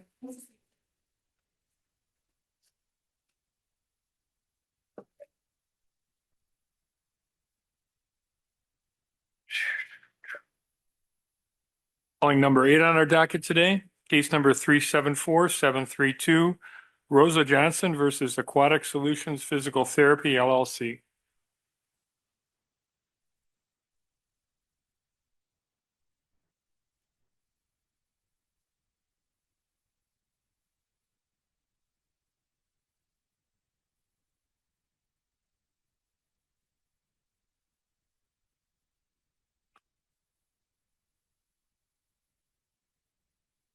Well, somebody come up. Sorry. Hello, good morning. My name is Chinua Bloomfield, and I'm appearing on behalf of the plaintiff appellant, Rosa Johnson. Good morning. Good morning, Your Honors. Yeah. Should I get started? Yep, go ahead. Yeah, go ahead. Okay, so based on your previous instruction this morning, you don't want me to waste your time talking about things that were already covered in the party's motion. The only thing, a couple of things I would like to add is that, as explained in our motion, in order to determine the applicability of public policy and what type of public policy should apply, the court looks to any legislation out there that touched on that particular issue. And in the appellate brief, I referenced the American with Disability Act because it does touch on the handling or how to deal with individuals who have some form of disability. Did you argue that statute in the trial court? No, Your Honor, we argued that the parties that they take care of or treated were disabled individuals who needed additional protection. You didn't argue this statute. And You argued public policy on your motion for reconsideration, didn't you? yes, and also it was brought up in a response to defendant's motion for summary disposition. And during oral argument, I did reference the handling or treatment of disabled individual. But why, this is, this is a kind of a weird thing where they offer showering facilities before you go in for your therapy. Right? Yes. But they tell you, you being the patient, we're not helping you in that facility, right? Yes. And so we're not responsible for anything that happens in there. If you want to bring someone else in there, you're free to do that if you need the help, but we're not going to do it. And they offered a very clear, short waiver. And it had an express provision in there that says, I don't agree. And then, okay, then you don't use the facility and you got to go home and take a shower before you go in the pool or whatever. Well, Where's the public policy that I mean, it seems to me it's just an ordinary waiver of negligence on a premises type case. well, a couple of things, Your Honor. I think the PT assistant testified that either you you take a shower from home or you take it there. Right, And if you don't take a shower, you can't use the aquatherapy facility. right. So the question is, there was nothing other than testimony to suggest that that instruction was provided to participants or patients coming in. What So that's- instruction? That either the shower at home Oh, okay. or there's no policy that was introduced during lower courts showing that this was a protocol in place that everyone received notice of. So they're asking the court to assess credibility as to whether or not they believe the facility owner that that information was provided. Why is that material to the validity of a waiver when the argument is it violates public policy? Well, if this is the thing, a person going to a doctor, they have some level of authority, and their job is to help me rehab my position, maybe better, so I can return to the position I was pre-accident. So a reasonable person would feel that that person would not put me in a position that would jeopardize my safety or do anything that could make my condition worse. So a reasonable person would have believed that nothing within that restroom would have posed a risk to them. And again, the only issue she had was mobility So issue. every time you walk into a hospital bathroom, you're gonna have a medical malpractice case? Is that what we're saying now? No. Because Lord knows the hospital wouldn't want us to get hurt. No, but this is Well, it's the different. same thing you're just saying, isn't it? Well, not necessarily, because they're saying before I start treatment, do this, shower. Yeah. So if there's nothing to put me on notice of the potential risk, and a reasonable person assume that all necessary precautions have been taken to protect the party from injury, then there. Well, where, I mean, that's a nice theory, but where is a public policy that says that? Because the Cudnick case that you talk about is a medical malpractice case, and that's not what we're dealing with here. And you're correct. And that's why I cited the American for Disability Act, because the reasoning behind the legislative body is they're saying that in order to protect these individuals with disability or limitation, we want these particular steps to be taken. And one of the provisions in that act is to create a surface that is slip resistant, or the chance of slipping is minimized substantially. Now, if you look at the photos attached to our brief, once you exit the entrance, the door opens outward. That means the person exiting the shower has to go to the railing. Now, if you have gait issues, you can't stand right there and change your clothes. You can't stand there and do anything. You have to cross over to the bench, confront the floor, which is wet, in order to do what is necessary to start the physical therapy facility. And based on the fact that the physical therapy assistant, not the PT physical therapist, is the one that looked and said, look, this is a potential hazard. We need to do something, and not the therapist, the owner of the facility. That is problematic because the owner should have known of these potential risks, and yet they opened the facility regardless, when they knew or should have known that this is not a good idea, because the own assistant physical therapist saw this problem and said this cannot happen. And he implemented steps to fix that problem, not the owner. So that's why I disagree with the court that one is not gross negligence, because you opened this facility knowing the risk or should have known this risk and did not take any precautions to prevent that from happening. And even after the assistant physical therapist identify the issues, there's nothing to show that the owner, the physical therapist, take any steps to minimize those consequences. And the PT assistant is not a foreign expert. He or she does not have the expertise to help make the determination as to what can be done to minimize those steps. So that's why I mentioned the American Disability Act, because it gives some framework as to how disability or anything that affect those with disability may be a public policy issue, and why the waiver by a physical therapy facility can be problematic. Because once you're a licensed facility, the therapist there that provides treatment is licensed. The client got a script from a doctor saying you need aquatherapy because in presumption is that they felt it was in the client's best interest to help her get back to where she was. And as indicated in the record, the reason why he recommended that is that he said, look, you're too young to get total knee replacement. So let's try aquatherapy to avoid that situation altogether. But because no proper protocol or safety procedures are in place, she slipped and fell, requiring multiple surgeries to her, not only for cervical spine, but also in the very knee they were trying to rehab. And in fact, caused her to need the knee replacement surgery.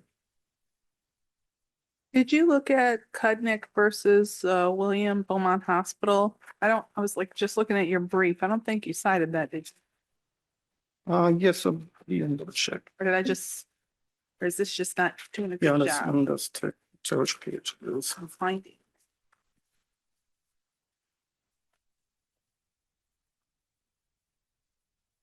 Regarding the validity of an exculpatory agreement at a hospital.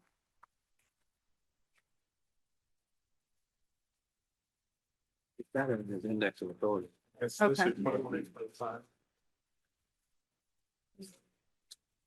on page 20, Your Honor. Page 22? Thank 20. you. Listed in your index at 21, but I maybe you're- apologize for that. all right, well, we won't sanction you for that. I appreciate it. You And, want to talk about that a little bit for me? okay. Well, that case kind of supports our position. Because care is important, because health is the most valuable thing we have in this world. And if a waiver can be used as a bargaining chip and to say, well, either take the treatment needed for help or not, it can be a problem. And you as a patient does not have much bargaining power, because either take it or leave it. I can't tell the officer, like, I don't agree with this, so you need to treat me. That option is taken away from me. So the person is robbed of that opportunity to access to better health, especially when it comes to life-saving treatment. And that's why the court said this is problematic, because you can't rob this person of this independence. And I understand that. There were statutes that govern medical malpractice actions, right? Yes, that's correct. why There was a defined, like you started off your argument, there was defined objective law that the court said that you can't waive what the legislature gave you the right to do, right? Yeah. And where is it with respect to, where's that objective law? Because I just looked in your brief, you don't say anything specific about the ADA other than its general provisions that says that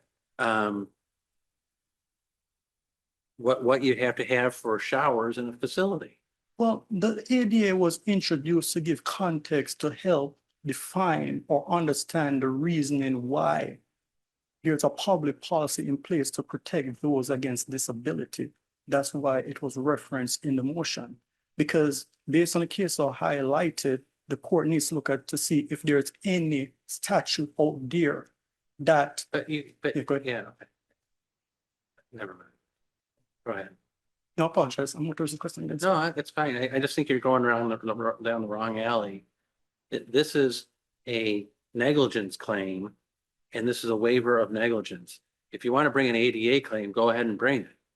No, the ADA claim was never brought. I know. Yes, that's Go right. ahead, but okay.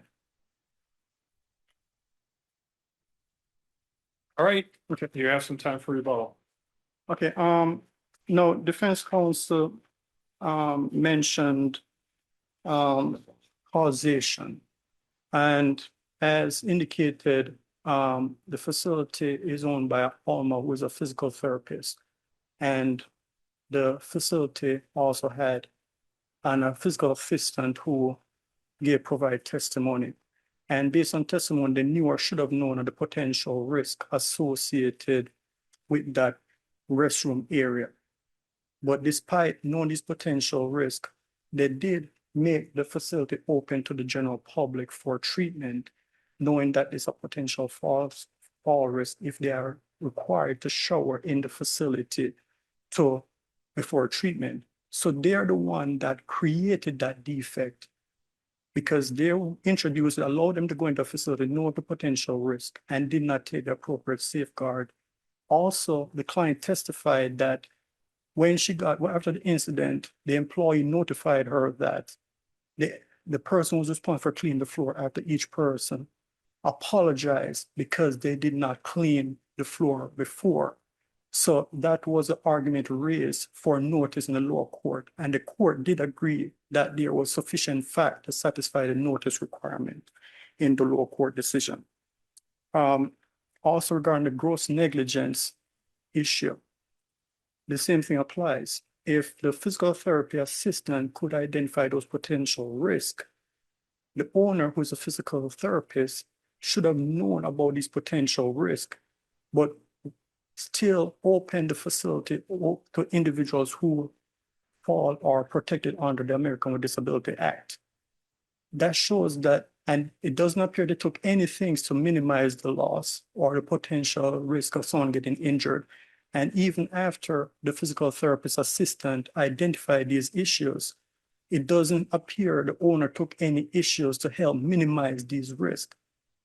Our position is that amounts to gross negligence, because given the severity of the potential consequences, someone slips and falls after the shower,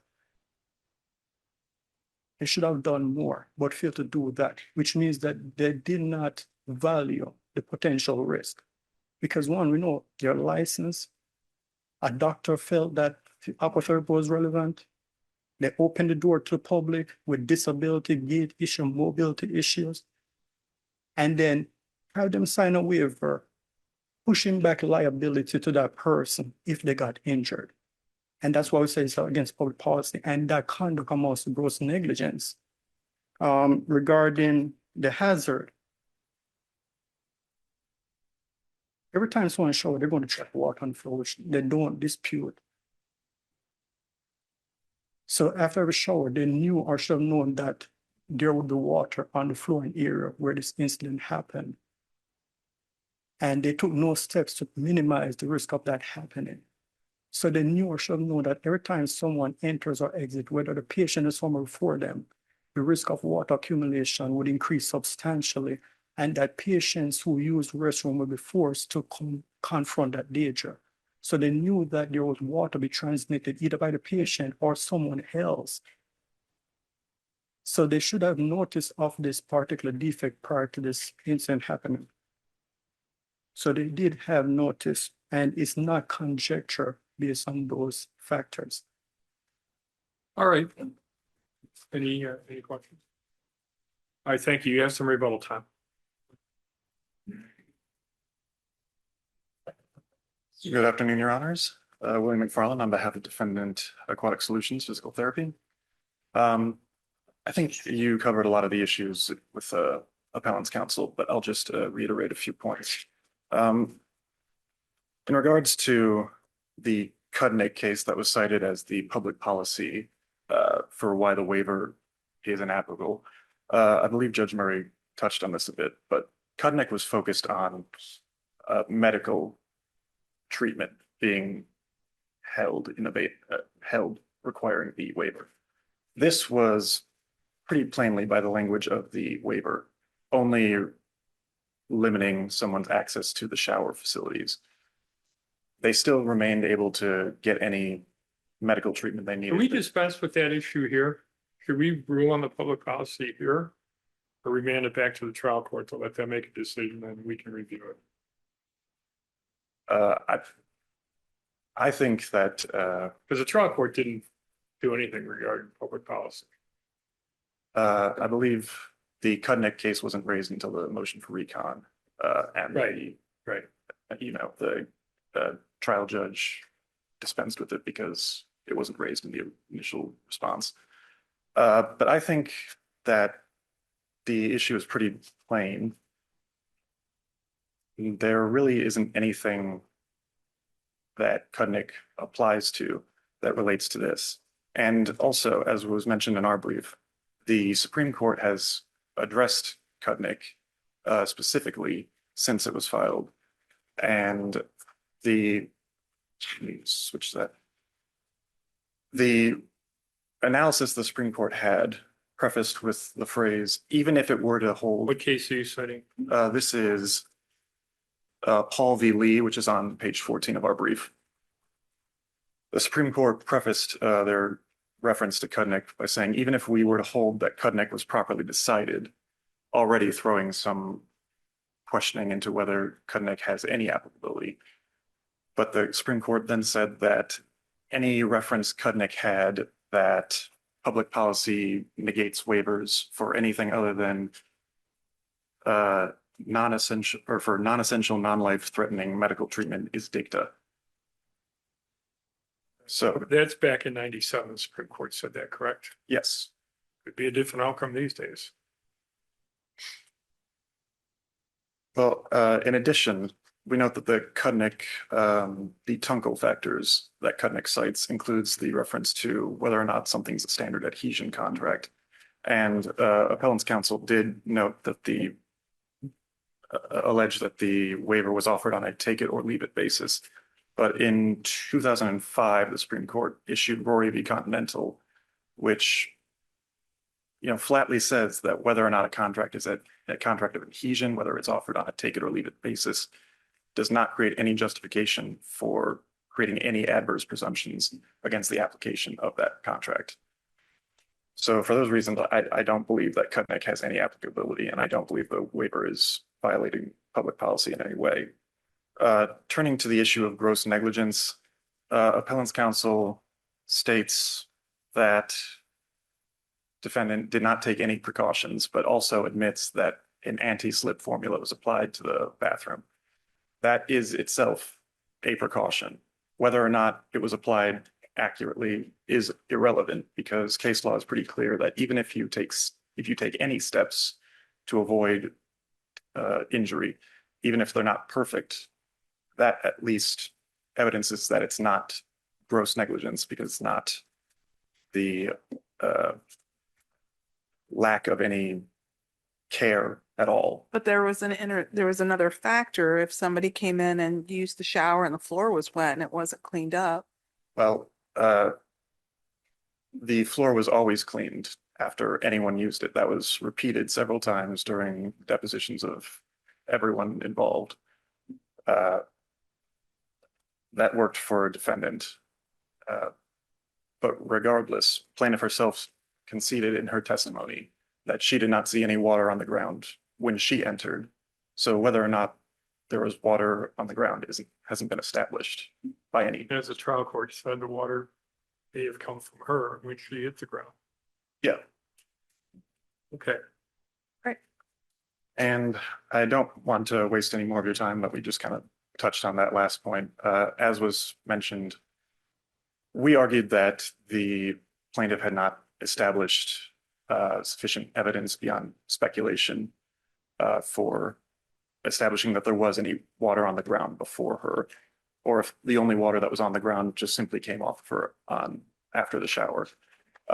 So we argue that plaintiff simply did not establish that there was any defect at all.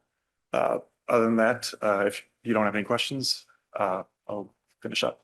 Thank you very much. Thank you. All right. Thank you. Rebuttal, you have a few minutes.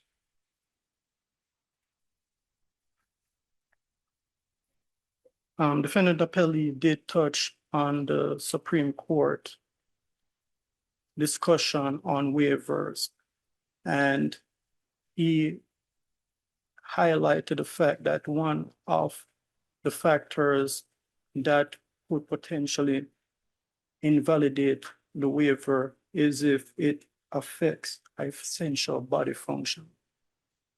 you're talking about someone's leg, the ability to walk, drive. That is an important body function.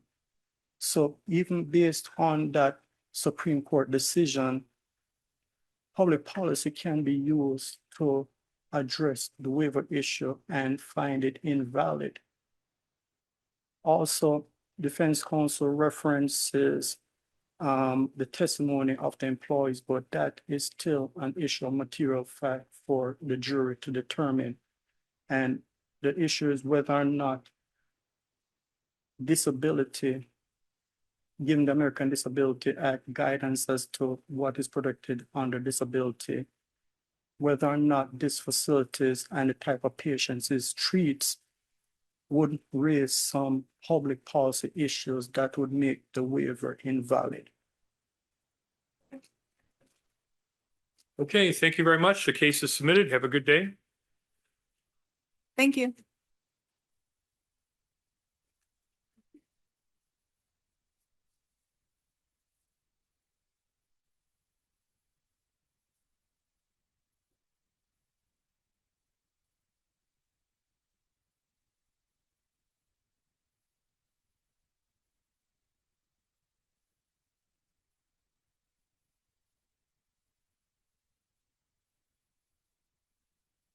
Calling number 9 on our docket for this morning, case number 3, or this afternoon, it's now 376-032, Washtenaw County Prosecutor versus Valley Tree Partners LLC.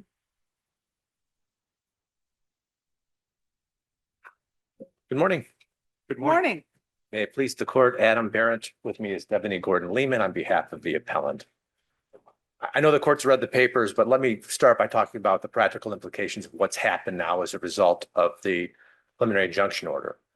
We are in a position now where the property effectively has been put out of business. We have not been able to collect rent for over a year while spending hundreds of thousands of dollars in move-out agreements. The issues in this case relate to 2 other pending actions. One includes a federal lawsuit over 1983 claims believing that the city was discriminated against us to unauthorized enforcement.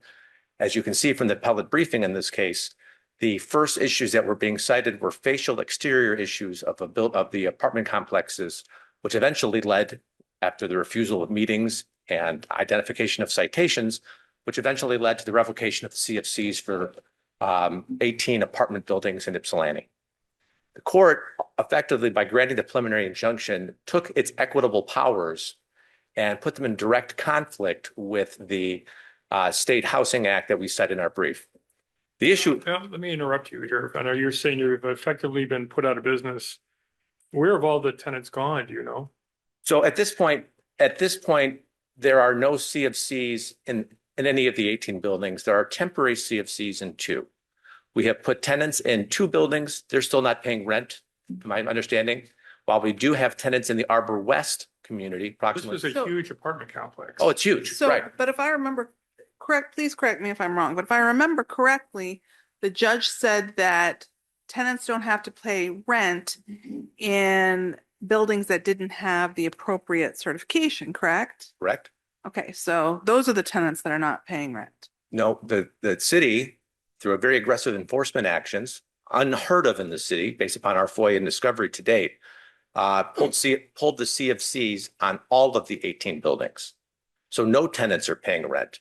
And for those tenants who have viable and livable housing, they're not paying rent either because we have a perfect storm. And that viable and living housing in your client's buildings or in some other buildings?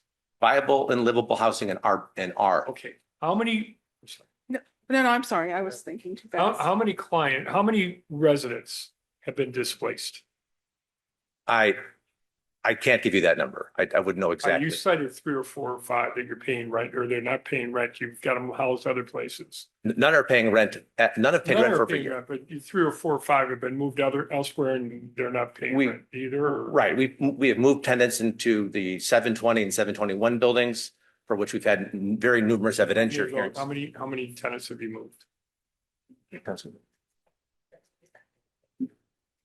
15 tenants. Okay, so we're not talking about there are hundreds of tenants in these buildings.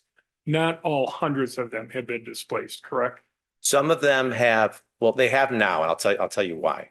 Some of them obviously took the move out agreements that are being referenced in the appeal. And number two, the court has now entered an order requiring a cash for keys. The judge has decided she's going to vacate all of the buildings. All right.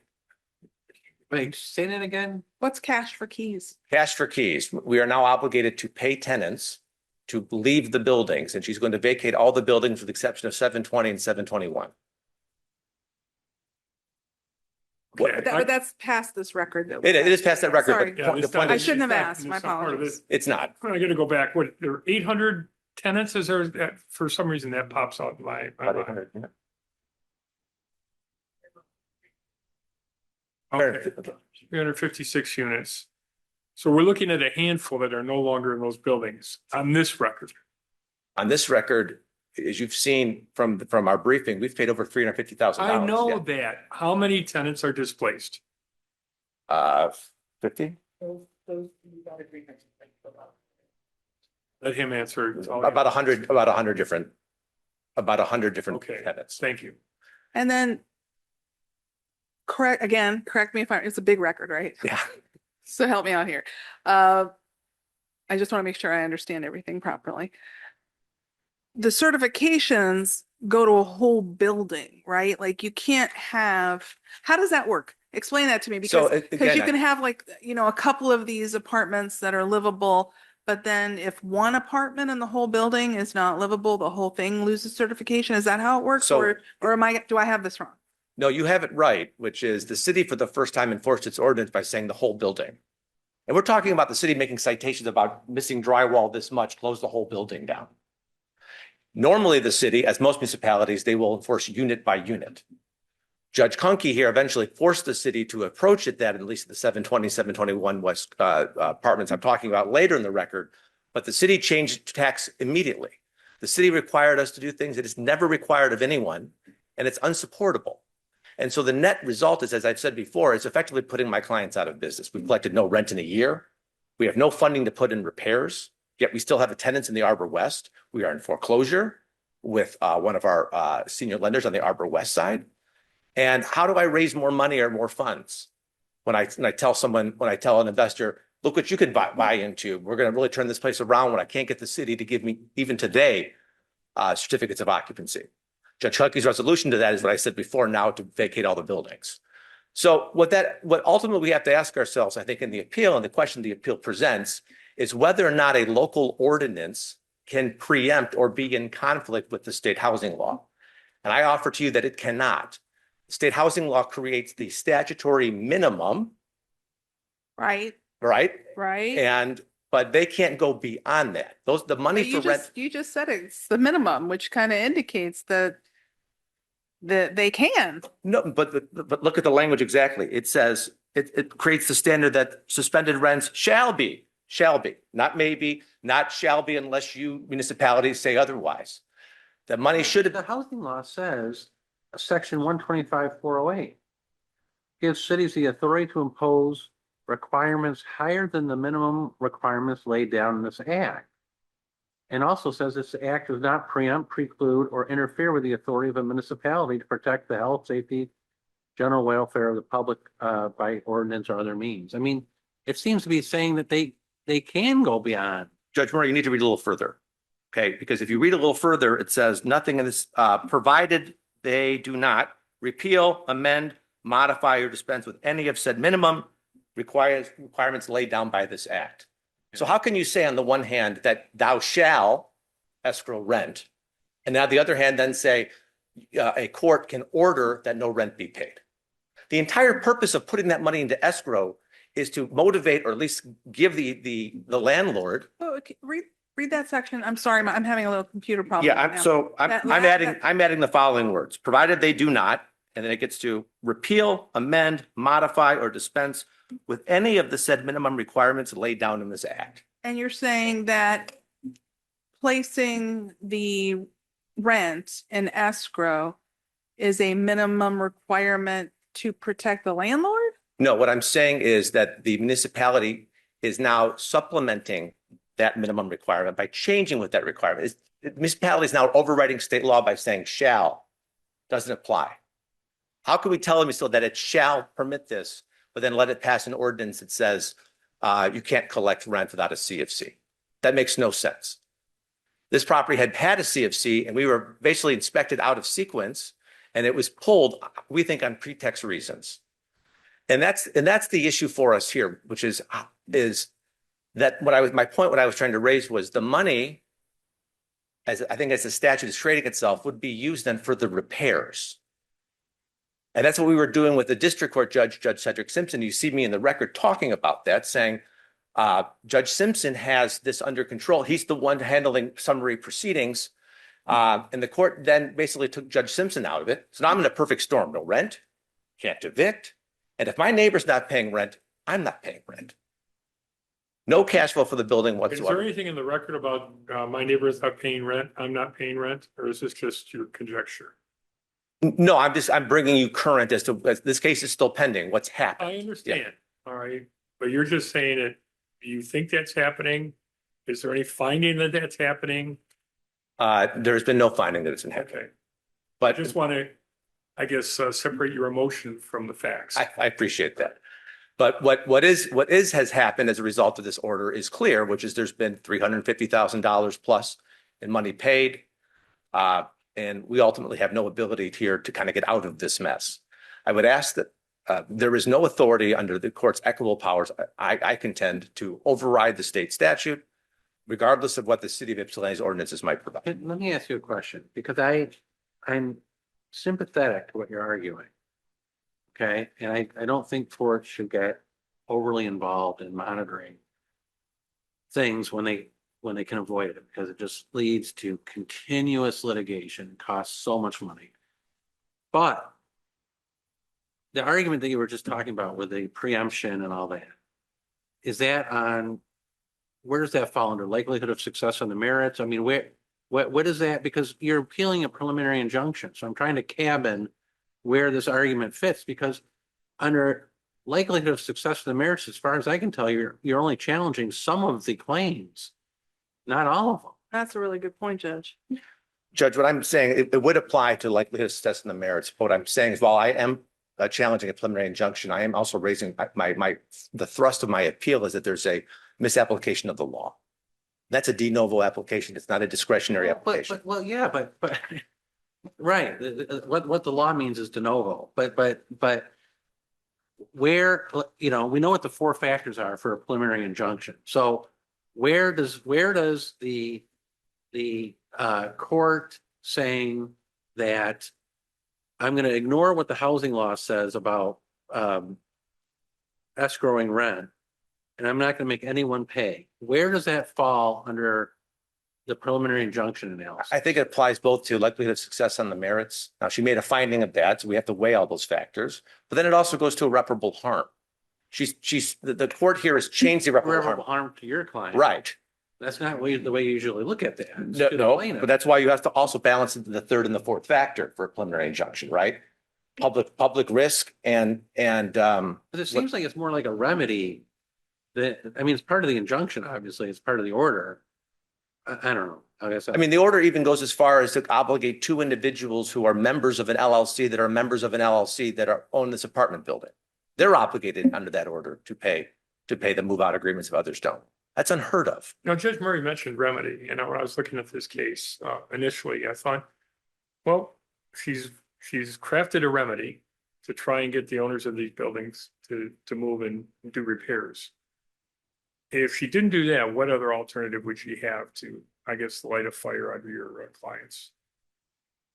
She could have found them liable under the acts. She could have held an immediate trial. She could have done other things like She was that. going to have a 2 or 3 day evidentiary hearing. Well, we've had 8 days of evidentiary hearings. Now, there was something scheduled, and then you guys filed this relief for appeal. Right. And that issues were our arguments trying to get these. So you're saying 2 or 3 days more, it's not going to make a difference. Well, wait, I'm sorry. Can I tag on? Yeah, go ahead. Because this is what I was talking about. You say you had hearing after hearing after hearing, and they're monitoring your progress and monitoring your. Why don't you just, did you ask the judge that, let's have a trial. Let's go on the merits and let's resolve this case so that we can we'll find out what we need to fix and what we don't need to fix and be done with this. Have you done that? Yes, Your Honor, we have, and let me explain what's gone on. As it relates to the 720 and 721 properties, two units, we said, hey, these are ready to go for all intents and purposes. The city then required us to do mold and air testing, unheard of in multifamily. Then we had. But they found mold. But Your Honor, this mold is persuasive everywhere. Mold is everywhere. So they're airborne mold. They're testing airborne mold. They found black mold, did they not? They found some evidence of black mold in apartments that were occupied by tenants, typically decided around food. They found some mold near bathtubs, things like that. There was not some pervasive mold findings. We remediated that mold, which we found, and cleaned that up. But the idea here was that. But I'm sorry.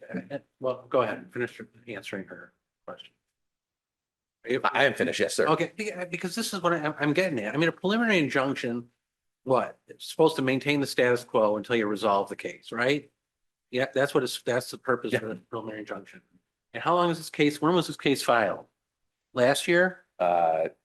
Around, I would say, end of 2024. Let me see. Yeah. It's I was looking at 25. Yeah. So early was it? Anyway, you didn't answer my question, I don't think, unless I just didn't hear you. Have you asked for a trial? I mean, usually trial courts are worried about their dockets. They want to get a case resolved within a year. It was filed in 23. The court hasn't permitted any discovery in this case. Court has limited discovery, I should say. We haven't been permitted deposition. In fact, she's stayed discovery right now. So we do need to have some discovery to take this case to trial. Oh, okay. But no, I'm ready for a trial on it. And in fact, my federal court action has been stayed by the federal court judge we're working in conjunction with mediator Victoria Roberts, retired federal court judge, trying to find solutions to it.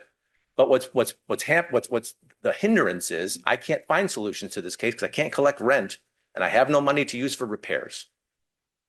I apologize. I was looking at a different register. It's either it's end of 24 or beginning of 25.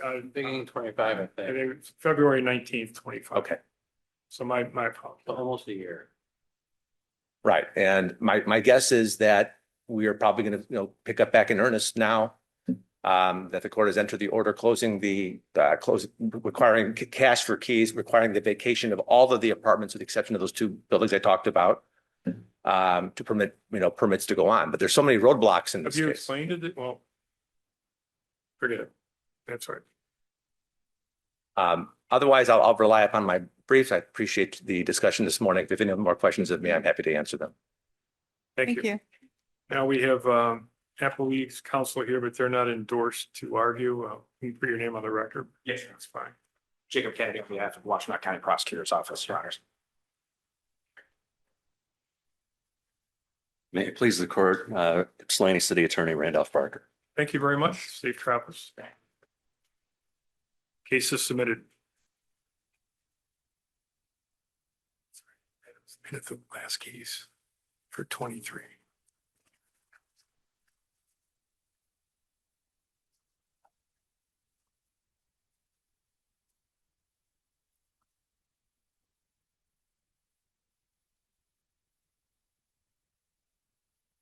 Welcome back.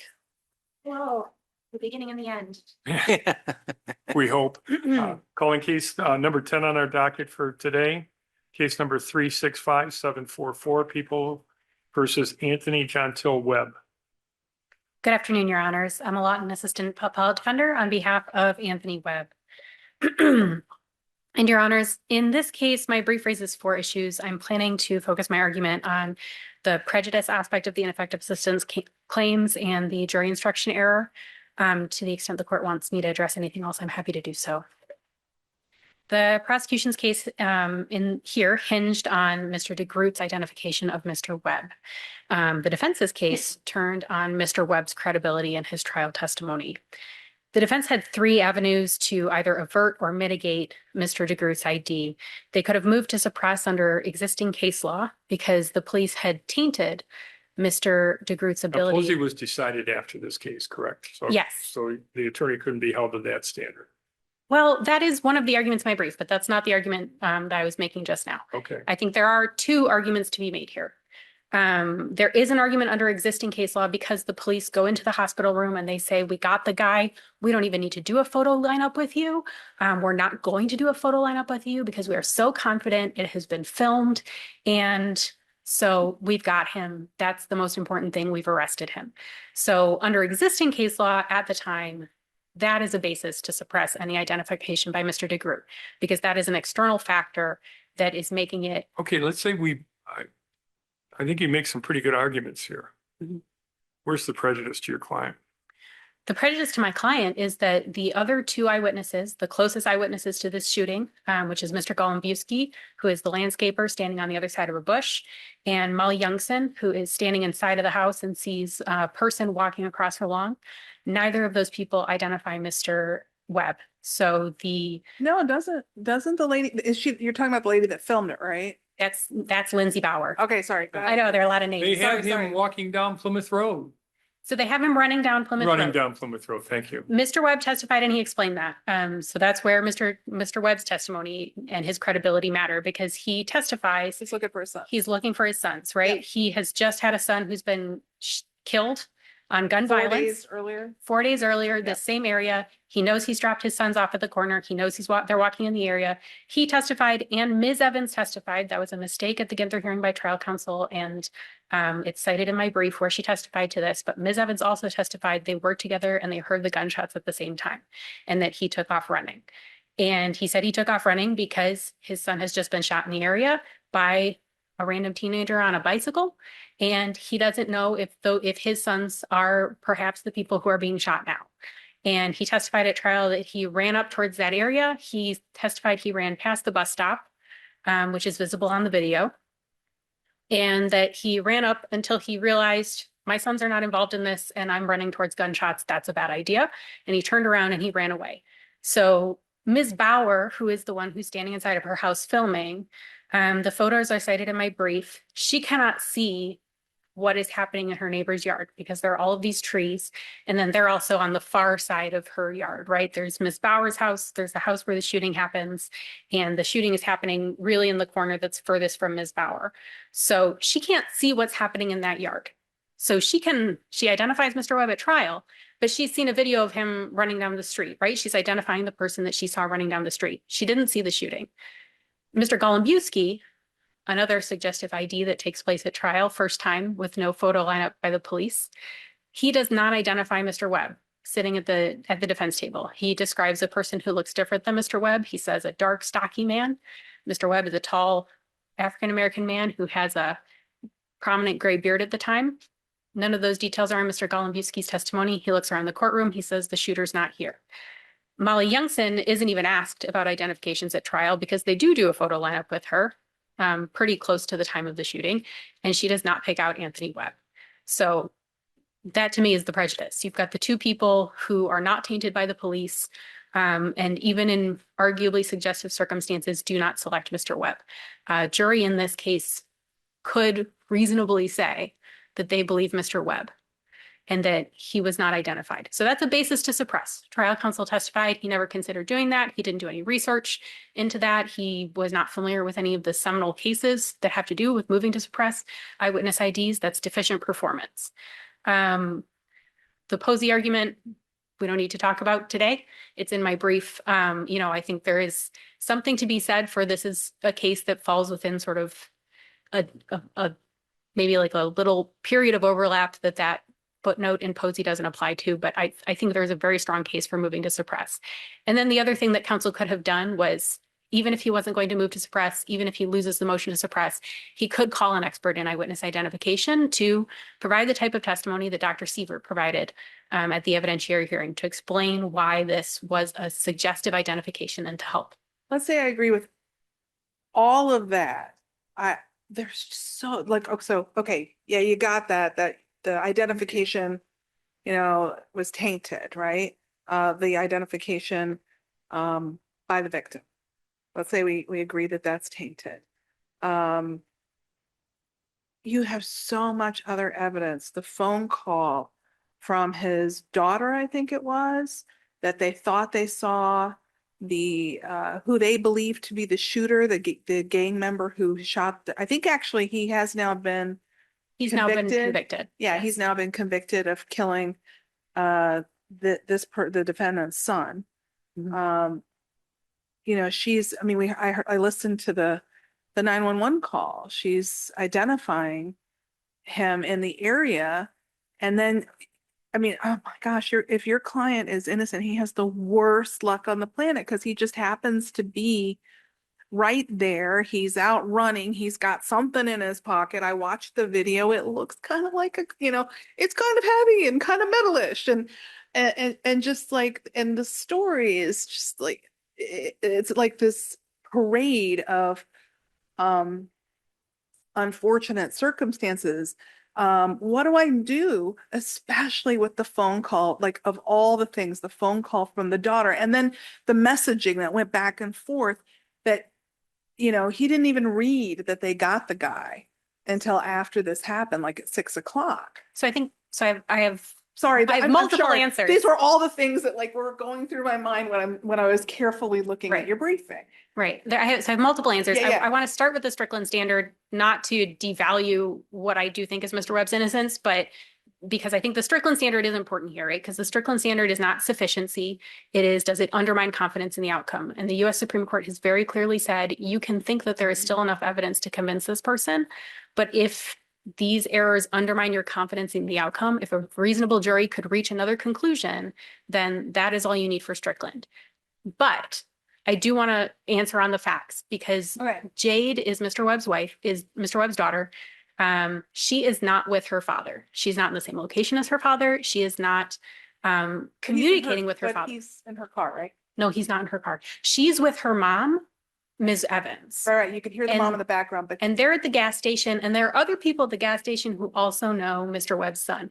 They're all together, and everyone has agreed in the morning at 1 p.m. we're meeting at Ms. Evans's house. So everyone's converging on Ms. Evans's house, which is down the street from this shooting. But let me ask you this. Miss Evans, that's the mom, right? That's the mom.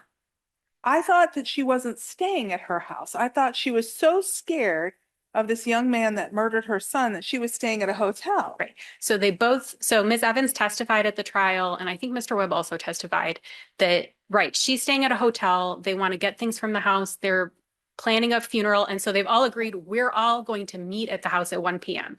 And she testified she had a phone call with Mr. Webb earlier in the day where they had talked about that. She said, essentially, let's meet there around 1 p.m. So they're all going from different places to meet at this house. And so Jade is not with Mr. Webb. Ms. Evans is not with Mr. Webb. Mr. Webb is traveling with Laquela and his two sons.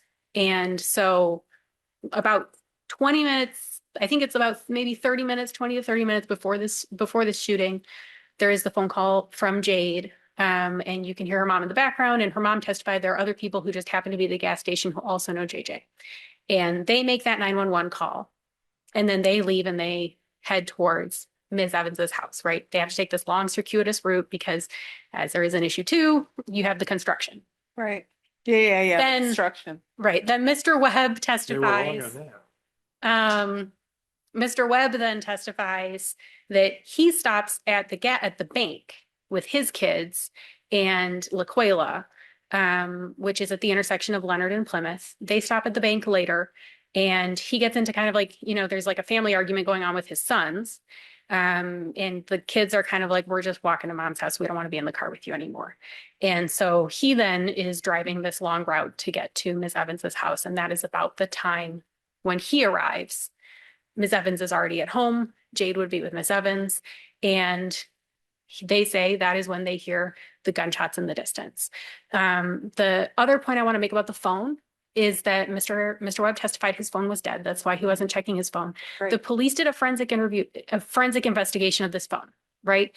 When you do a cell write download of a phone, you have the ability to see, is the phone on, is the phone off, is the person making calls, are they texting? He doesn't read the text message until 6 p.m., but they also don't find any messages where Jade is calling him or texting him saying, Dad, I saw Brandon Bechtold walking down the street, right? The prosecution have zero evidence, and they present zero evidence at this trial that Jade or Ms. Evans or anyone else communicates to Mr. Webb that this person is walking down the street. But what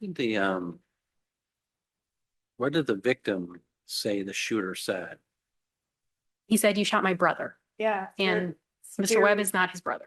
Yeah, I but know, that's- but but it's it's a good still point. very damning evidence. It is. I If think, someone who's getting retribution for killing a family member, maybe he was her father, son, or whatever, or maybe the person shooting did, but you're doing a very good job arguing for your client, but the evidence under Strickland it seems to me very more than just. I- Anyway, I do. We all listened to. yeah, we all saw the videos and Yeah. I mean, there's a wealth of evidence against this guy. There just is. And the jury was free to make this decision. I think the jury though is really impeded by trial counsel's errors in this case. I know you did. Because, right? Because there is, as you mentioned, Judge Reardon, there's the mistake about the construction, right? Which means that the jury can now say, under the jury instructions they receive, they can say, we're throwing out everything you've said. And Ms. Evans also testifies about the construction, and the prosecutor also questions her about can you drive through this underpass, which means a jury could also say, we're going to throw out all of her testimony, right? And then you're left with basically no defense. And that is, again, right, Strickland, I think any one of these claims, obviously, because I wrote the brief, I think any one of these claims merits relief. But I think cumulative error also matters here, because you then have the jury instruction, right? Which we can put aside debates about whether or not it's a preserved plain error claim, but you have trial counsel who's failing to object when the court is not telling the jury about reasonable doubt, presumption of innocence, the prosecutor's burden, which is the entire defense here. This is not a defense about the elements of I the just want to let offense. you know, you have 15 minutes here unopposed and you're getting pretty close, at least Yes. according to my calculation. Right. So I'm almost done. Okay. But I do think that cumulative error matters. And I think it matters in particular because, when there are two things about the way this plays out. One is that the trial judge hands out this handout the day before, and it's clear in his testimony, he's counting on jurors to have held onto these instructions overnight, right? He says, you've all got the handout I gave you yesterday. Please look at that. And then when he says, please look at that, he doesn't say anything like read through the entire handout. He directs them and says, look at the crimes, look at the elements. That handout is more than the crimes and the elements. It's the most important parts of our Constitution about reasonable doubt, about presumption of innocence, about the prosecutor's burden. And that is not being given at this final trial. So you have this flawed, problematic eyewitness identification. You have huge mistakes being made by the prosecution that are giving the jury carte blanche to say that Mr. Webb is a liar and that they're going to ignore everything you say.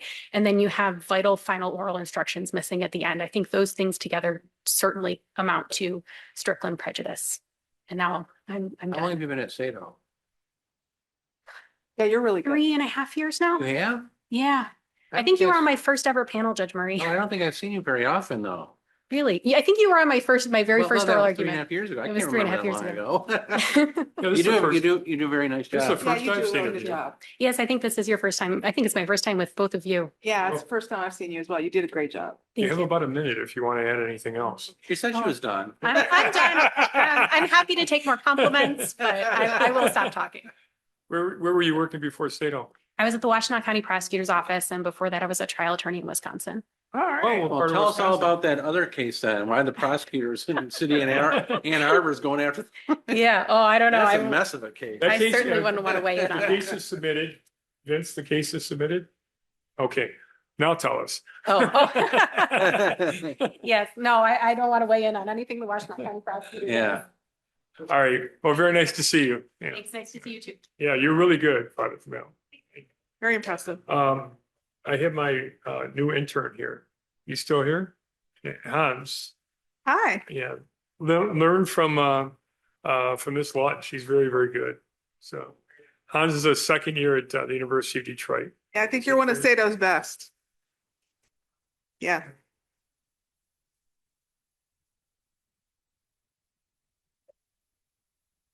Yep. Yep. Now that Okay, Matt's well, we're gone. gonna go deliberate now, or conference, I guess.